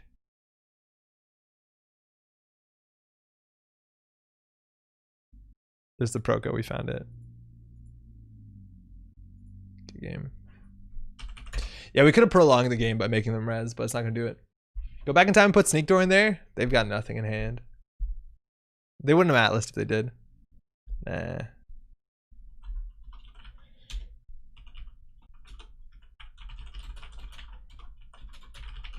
So this is awful. This is really bad. We'll do one more with it, but we need to get our 5 clicks consistently. This is a fast deck for what it's worth. Like, what turn is this? Turn 14? It's a lot of agenda squares. Got run to get one more turn? I don't think so. If we run it to get one more turn, they just click for credits. Like, it doesn't do much. What's the game plan with this deck? So the game plan with this deck was to mill with Gravedigger, and at the same time to slow them down with Liberated Cello. But that is not getting here. I could have let you have one and then I use the trash them since you're tagged. Totally. Yeah. It's way too slow. I'm Radcore in support of any deck that's contaminating Gravedigger. Yeah, so this is not fast enough. Like, I don't know whether we need Fisk or something, but this is way too slow. Seemed rough from your side, by the way. My experience with cello is that sounds about right. Just kicking myself for no clot, but hey, that's okay. Go back. If you could get multiple hyperdrivers down, yeah, we needed to do multiple hyperdrivers. Like, we never got our net chips in a row, and I think we were fearful that this matchup would be way too fast, so we threw out a bunch of the early stuff like SMCs, and we could have used the SMCs a bit more aggressively too. It's so surprising Eli and Cobra so wild. Hell yeah. Once you ginger, I don't know. The, what is it called? Election day? Oh shit, the election day is so cool.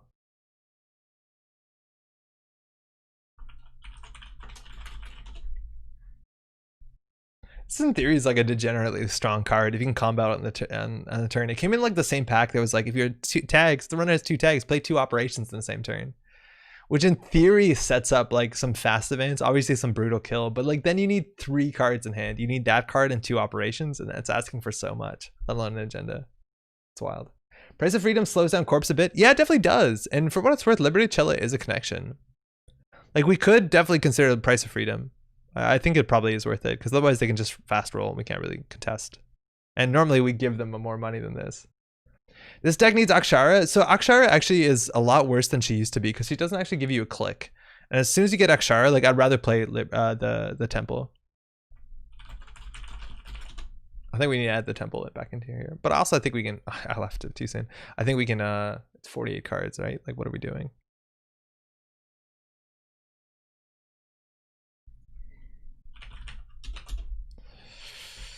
Things that we'll never use. Belongi. Don't tell anyone. Okay, we'll try this. This seems a bit more lean. Is Rachel still a card? No, Beckman rotated. She was in Lunar. She was like the main character in Lunar too, huh? We'll do one more. This seems awful. That was like a good agenda suite though for Liberated Cella, right? Especially because it does threaten counters. Like, if we could say, like, do you want to get rid of an Atlas with a counter? It changes the equation. That being said, we'd be probably losing the game on 6 points. One Clot? I don't know, maybe. Are you planning on revisiting Persephone? Sort of. I don't think we want to revisit it as much as we want to just play more of it. Because I think it's probably really good. I hope it's the deck of the week next week. I think it's too late. I'd be excited to play it again. But the Persephone deck, for what it's worth, it's like straight cheese, but I think it's actually like legitimately has a win con against a lot of decks. I was thinking about it the other day, right? Like, what ice does a Persephone deck get? Like, what does it work well with? So in HB, what can you do? You can fire, you in theory can fire, it's only one separate team, but you can let Hagen fire. You'd have to get through Hagen though, which is expensive. You can let Gatekeeper fire, which is really cheap. You can just let them draw 3 over and over again. And shuffle back. In theory, no, they shouldn't, because then you don't mill agendas. Okay, that one's a bit dodgy. Could you combo the Noble Path? Like, separately? Isn't this the... Wait, what do you mean combo this? Like, what, can you do something cool with this card? No. No. No, this card doesn't actually work with any combo besides, like, Nat. There's no card in the game that cares about how many cards you have at hand besides Nat. And, like, in theory, Guinea Pig. Oh, beans. Oh shit, you're right, Cradle. Yeah, Cradle's cute, but like Cradle's just a code gate breaker, that's okay. Yeah, you're right, Cradle is totally true. Ag Infusion. Okay. Book. You know what? Thinking about Gravedigger, I miss noise. Oh man. I don't. I miss noise, playing noise. Like noise was a fun build with like you always felt like you're doing something and it felt good, but like it's kind of poisonous, wasn't it? We can keep this. Gravedigger will fire off of Rashid's and stuff. Double net chip's okay. In theory, we wanted like a Proco or a Bath. We probably should have mulliganed that actually. This deck, we're just trying to mill them out with Gravedigger, slow them down a bit, get Liberated Cello to happen. Okay, so now they have clicks. So we can get our Beth. That was always kind of pointless. Yeah, some games is a bit different. The fact that agendas are super random. I've always loved mill in any card game. Did you play Ashes? Yo, Brick, what up? I just got back on the stream and heard you talking about Persephone.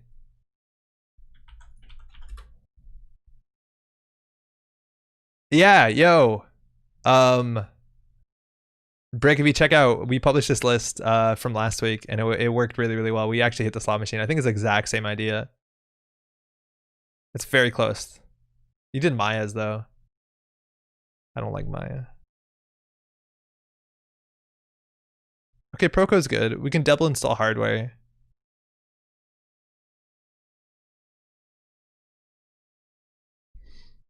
It's hot jank. Yeah, we have 100% win rate with this one. It was really fun. We've hit a slot machine. We had to do it through a Fairchild 3 one time. Yeah, the Tinkering Persephone is sick. What's the difference with the lists, right? Like, maybe Pelongi for backup. I think the net chips are way better than Maya. Maya you can only install one of, and it's not even that. 3 for 2 MU is not better than 1 for 1, I don't think. Short Gamble Peace in our time career fair. In the Groove is okay. It's not amazing. I think that we'd cut that. And I think multiple Beth is correct. Fansite Artist Colony is interesting. We did not do that. Okay, this is looks like a Beth, so we want to get down our Gravedigger this turn if we can. So I think we're going to do that. So we're going to play Gamble. We're going to do this way because it'll be easier. Then we'll install this manually and we'll Proco up. We want a Fansite in theory. I don't know if that's a score. I don't find I need more than 6 MU. We were doing all 3 Persephone and then we added Hyperdrivers the same turn. Oh shit. Okay. Fansite now? Fansite. No, but we'll get there.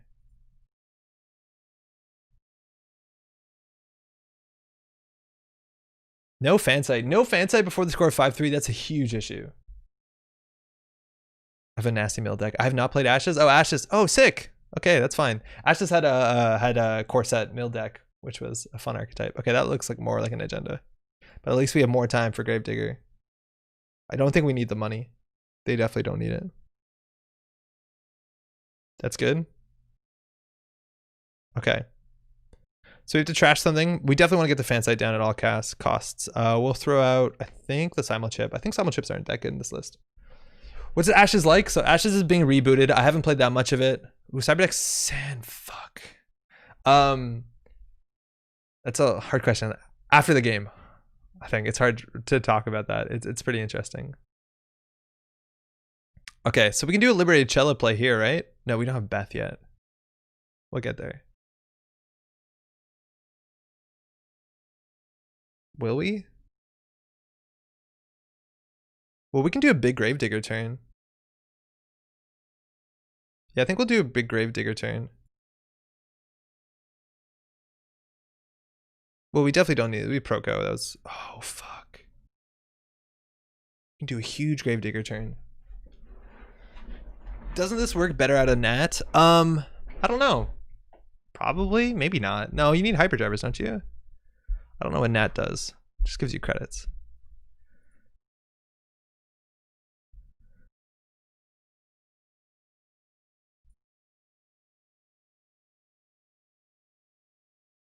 They're installed on the net chips. Don't panic. It'll be fine.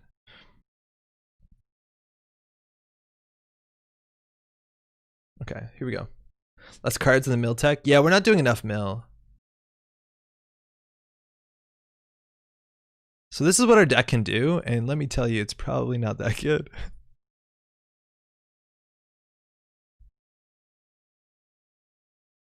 So we got 6 cards. That was our combo turn. Compared to, like, imagine hitting Imagine running into a macrophage with a Persephone deck. Let alone, oh man, we would have eaten this deck if we played Persephone. What are we doing? Okay, so they'll probably be on 4 points. And we blew most of our proverbial load. Maybe referring to that Nat Digger deck a while back where they would get to 0 cards fast. Okay, it's another Nisei token. Or a Nisei token.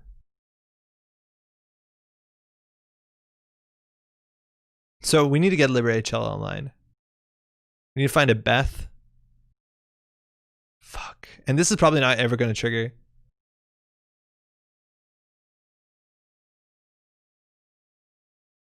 Yeah, we just don't do enough damage. If we played Persephone, I think we'd have a really good chance in this matchup.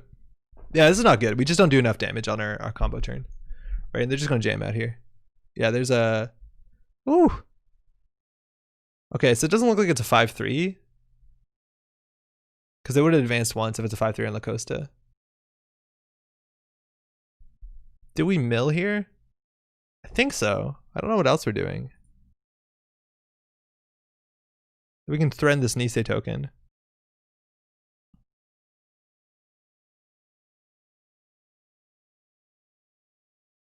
So if we labor rights...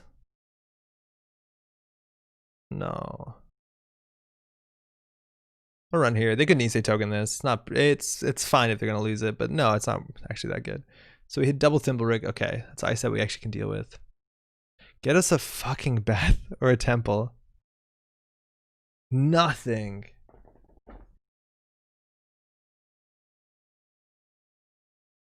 Philotic, that's fine. It's fine. It's fine. Yeah, we 100% lose. There's spare infos with Black Violet. We can make it. We definitely can make it. I just don't think it does enough. We just can't get a 5th click. Oh, we got it. Yay. I guess we install it. I guess. I don't know. So now it's gonna be 2 turns before we tell it. No, we don't have this. They can definitely find an agenda. Oh wow, they didn't. Okay, sick. Find Beth. Find Beth. We have to do this.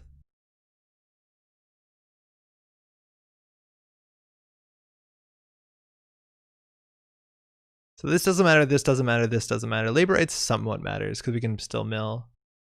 Oh man, Persephone would have been so good here.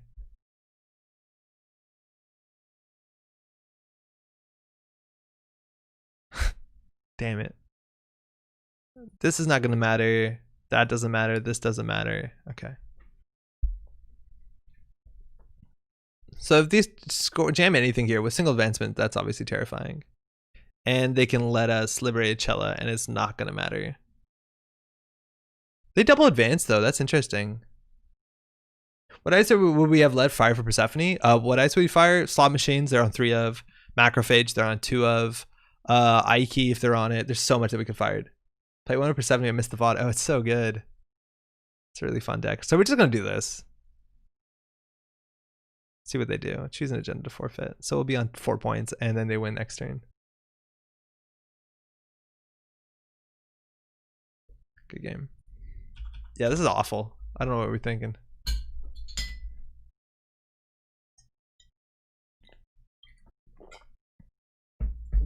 Yeah, this just doesn't have legs.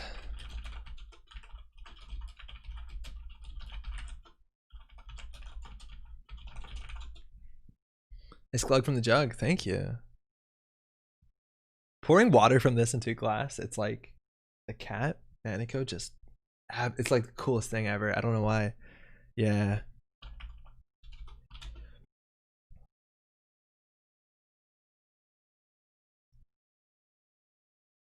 Yeah. Oh man.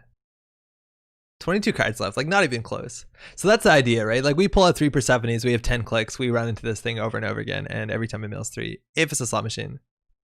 Yep.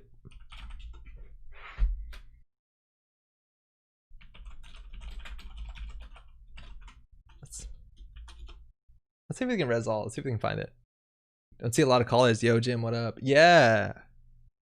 If you're working from home, it's important to like Maybe put a shirt on every once in a while. Oh fuck, we would have been goofed on. This is a good one. This one you can let fire. If you have this is another prime candidate. We have 3 Persephones. We run through this over and over and again. Tinkering, run through it. So in double barrier means totally 100%. Yeah. So all you do is you tinker this, and then you run through it. We would in theory have 10 to 11 clicks. So say we have 9 clicks left after we tinker it. We clicklessly install our Persephones because we can do that, I hope. So every time we run through that, we mill 6. And we have 9 times 6. That they deck themselves. It's like what, 54? Yeah. Hey, you too. Right? Like 100% win rate I think you have against this. They just have to basically not install the ice. That doesn't matter. It's incredible. This is such a big target too. But I thought we'd hit a slot machine or a macrophage. I'm surprised they jammed a macrophage behind a remote. I guess they did get an early Cyberdex. We could have pushed this one. I can't believe they scored it behind that. That's wild. But yeah, the Persephone does really well against this deck. I don't think the Persephone deck is that bad. I feel like every matchup has, like every faction has ice. Okay, so you're playing against Czechie Glacier.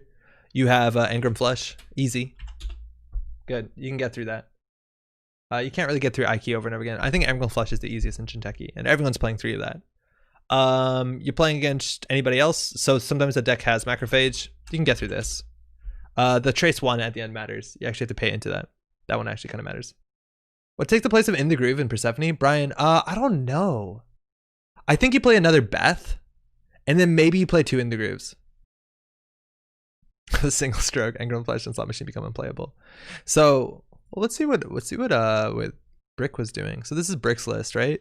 So Brick was running Earthrise Hotel, Fansite, Artist Colony. Yeah, in theory you could play that stuff. I don't know if it's necessary. You have self-modifying Simulchip. That felt like enough, but maybe you could. Maybe you can play another Tinkering and just be more aggressive with Euler. Or not, wow, Euler.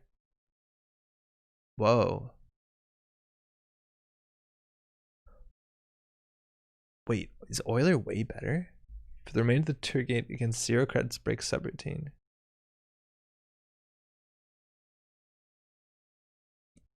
Yeah, wait, Euler's way better. That's why Artist Colony is good. Wait, Euler's way better, right? Obviously, he doesn't contest much else.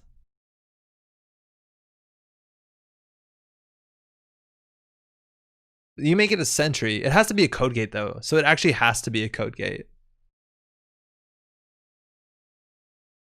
Because that was the difference, is that...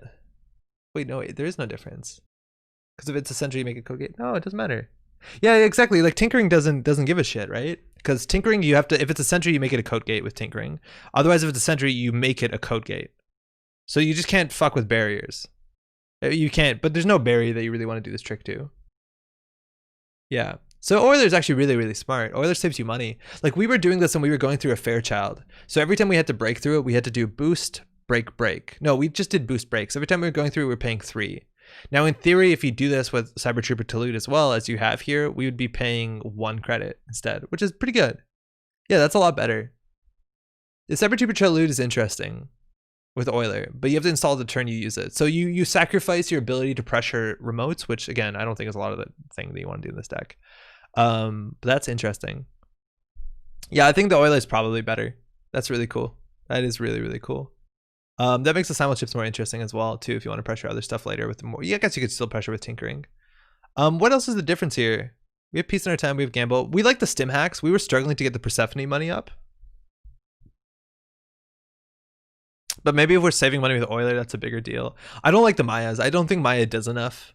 I really don't think it does. I like playing net chips. I think it's easier. I think it's cheaper. I think with Haley it's fine. I realize it's more slots. I forget that you're not even playing net chip at all, but you actually do need the MU, right? Because Persephone is MU. We want multiple hyperdrivers. I don't know. I think the fake pressure with Angola early gives the setup combo. No, yeah, that might be fair. Facts. Fair. What about something to slid in the corp like the Price of Freeman? You could do the Price of Freedom. You have to plan when it works and when it doesn't work. You also have to trash like your Proco or something or your Beth. This list could probably trash Beth because it runs 3 of them. I feel like this list needs more Beths. I think it needs a second Beth for sure. We also, for what it's worth, did like Caddy, but I feel like I'm surprised they can get away with so little money, but maybe the Oiler is a big deal there. Maybe it is. I don't know. Earthrise seems really expensive, but I guess that's why you have Career Fair. But to slow them down, yeah, you could play Claude if that's the matchup. You could, I don't think you have the influence for Blackfile. Yeah, you really don't. You could do Priceless Freedom, but you want connections. You definitely, well, you need connections, right? Could you have done it before using the last Hyperdriver? Done what in Fusion? This is cool though. Oiler's really cool in this list. Yeah, honestly, like I don't think this list is that bad. Like obviously it's super cheesy, but again, like Macrophage, Ngolo, Slot Machine, all that stuff is really common. Say that you're playing against HB, like what do you do? So you're playing against an Asa list, right? So you can hit Gatekeeper. In theory, drop to 3 cards, reveal up to 3 agendas in HQ and archives shuffle. No, you can't let that fire. But you can break. No, you have to let them fire. It doesn't work otherwise. So that doesn't work. You could hit Hagen. Hagen in theory has a subroutine that you can let fire. It doesn't actually damage you. This trash from program, you can get through the end of the run. That's something. That's mill 3 a click. That's better than what our deck was right now. So that's an option. Fairchild you can get through. Fairchild 3 you can get through. It's expensive though, because you have to let the subroutines fire. So you have to let these fire, and you have to either trash your cards or take 6, which is another good reason why net chips are nice. But I don't think you have to like build your deck around Fairchild. Against Wayland, you have Mouseolus. You can let that fire to an extent. You can't take the net damage over and over again, but you can take the tags and credits. Sometimes you can take the net damage, so that's a lot of cards milled. Same thing for Hortum. Also in theory, border control, but they'll probably trash the border control and stop you there. What else does Wayland play? In theory, you can go through Surveyor of some pretty high strength, and just take the tags in theory. Persephone versus Tour Guide, it actually doesn't work because you have to get through the ice and not break subroutines. It in fact doesn't work. Border control doesn't work. Yeah, Macrophage works if you're rich. Yeah, for sure. Or you just break the trace, right? Like if you're doing an Oiler, you break it for, I don't know, it's probably not that expensive.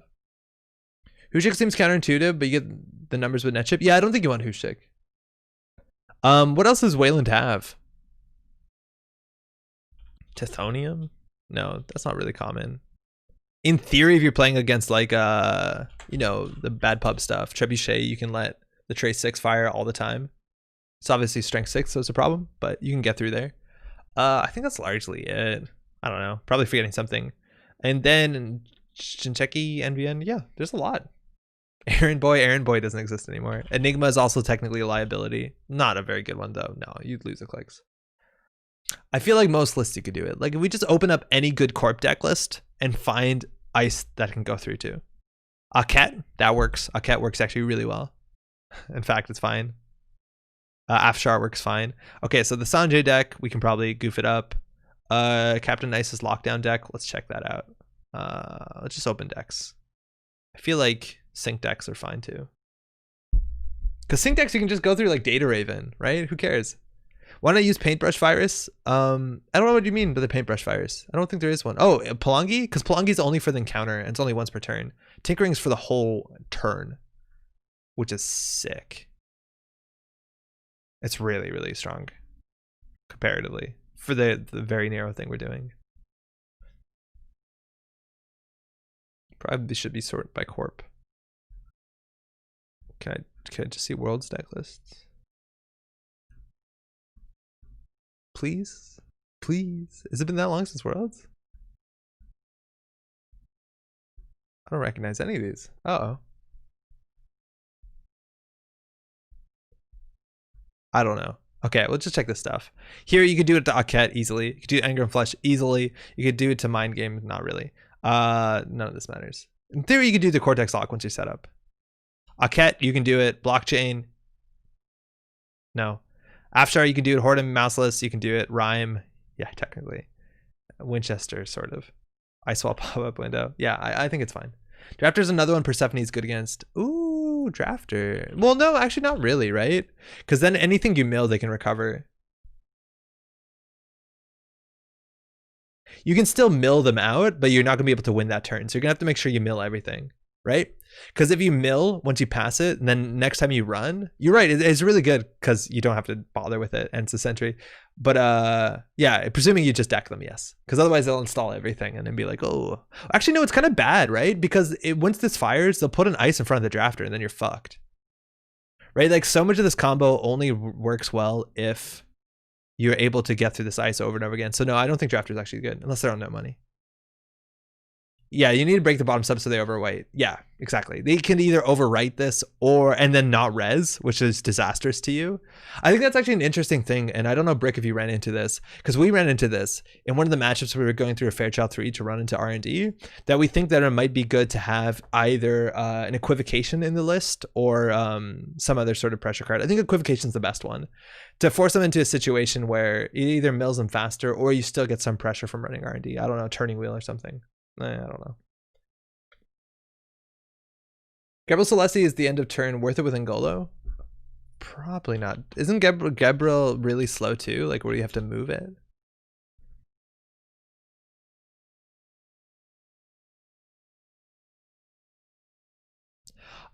It's interesting. That is interesting.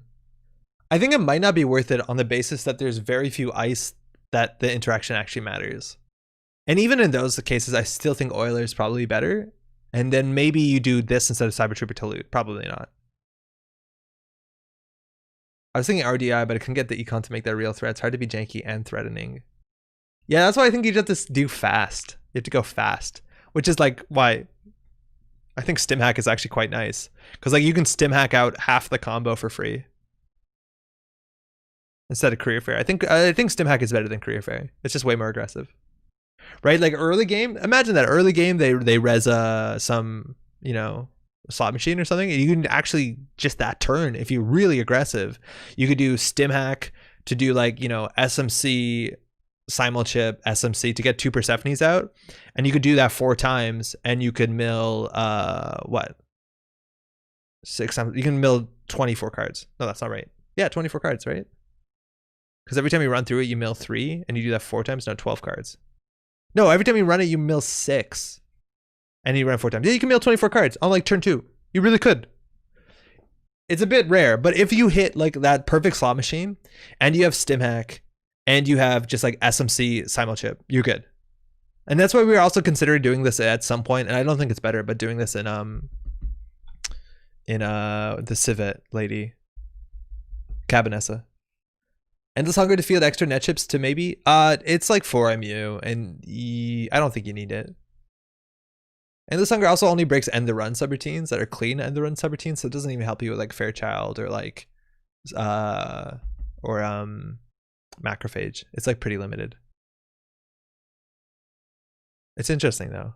It's kind of cool. I think you're right. I think you're right. -3 career fair, -3 Earthrise, +3 Stimac, +3 Diesel will make my deck better. Yeah, I think you need to go fast. I think you need to go really fast. Because you're right. We don't put pressure out. Yeah. It's almost midnight. I definitely want to play another game with that, but we'll maybe come back to it next week. But it's something that's worth revisiting because I actually think it's kind of fascinating. I just realized you can get 2 Persephones like that. That's nuts. Oh yeah, totally. Yeah, totally. And it's like really, well, in theory, you use the simul chip on the SMC, so it's not that cheap. But yeah, it's you can do it clicklessly. You can stim hack while running with self-modifying code is just absolutely absurd amount of value. Anywho, sorry about that. The Contaminate Gravedigger deck was bad. And that's kind of shows you how good Persephone in theory can be, right? Because we're doing a lot more for our clicks than that deck is milling 1 per click or whatever. Thanos says American Thanksgiving. That's correct. It is American Thanksgiving next week. Hope you all are doing all right with that. We don't celebrate that here in Canada. I know it might be pretty difficult, if not impossible, to see family. Or maybe you don't have family to see. Regardless, hopefully you're doing okay. We'll be streaming here next Thursday for sure, so do drop in if you just want some company. If not, that's fine too. Maybe you watch football. Football's still a thing in America, right? I don't know. But that should be it. Stay safe. Stay safe. There's a lot of pressure to see people. I know not everybody's happy about that to some extent. Some people are unhappy about that specifically because they can't see people. I get it. That's largely it, but we'll be back next week. Hopefully we hear news about the new stuff coming out from Nisei in Q1 of 2021. It has been delayed, but we'll get that relatively soon. that's largely it. Thanks to everyone hanging out in chat, everyone watching the stream, everyone played games against, always a pleasure, and everyone watching the VOD right now. How you doing? I'll see you next week. Ciao.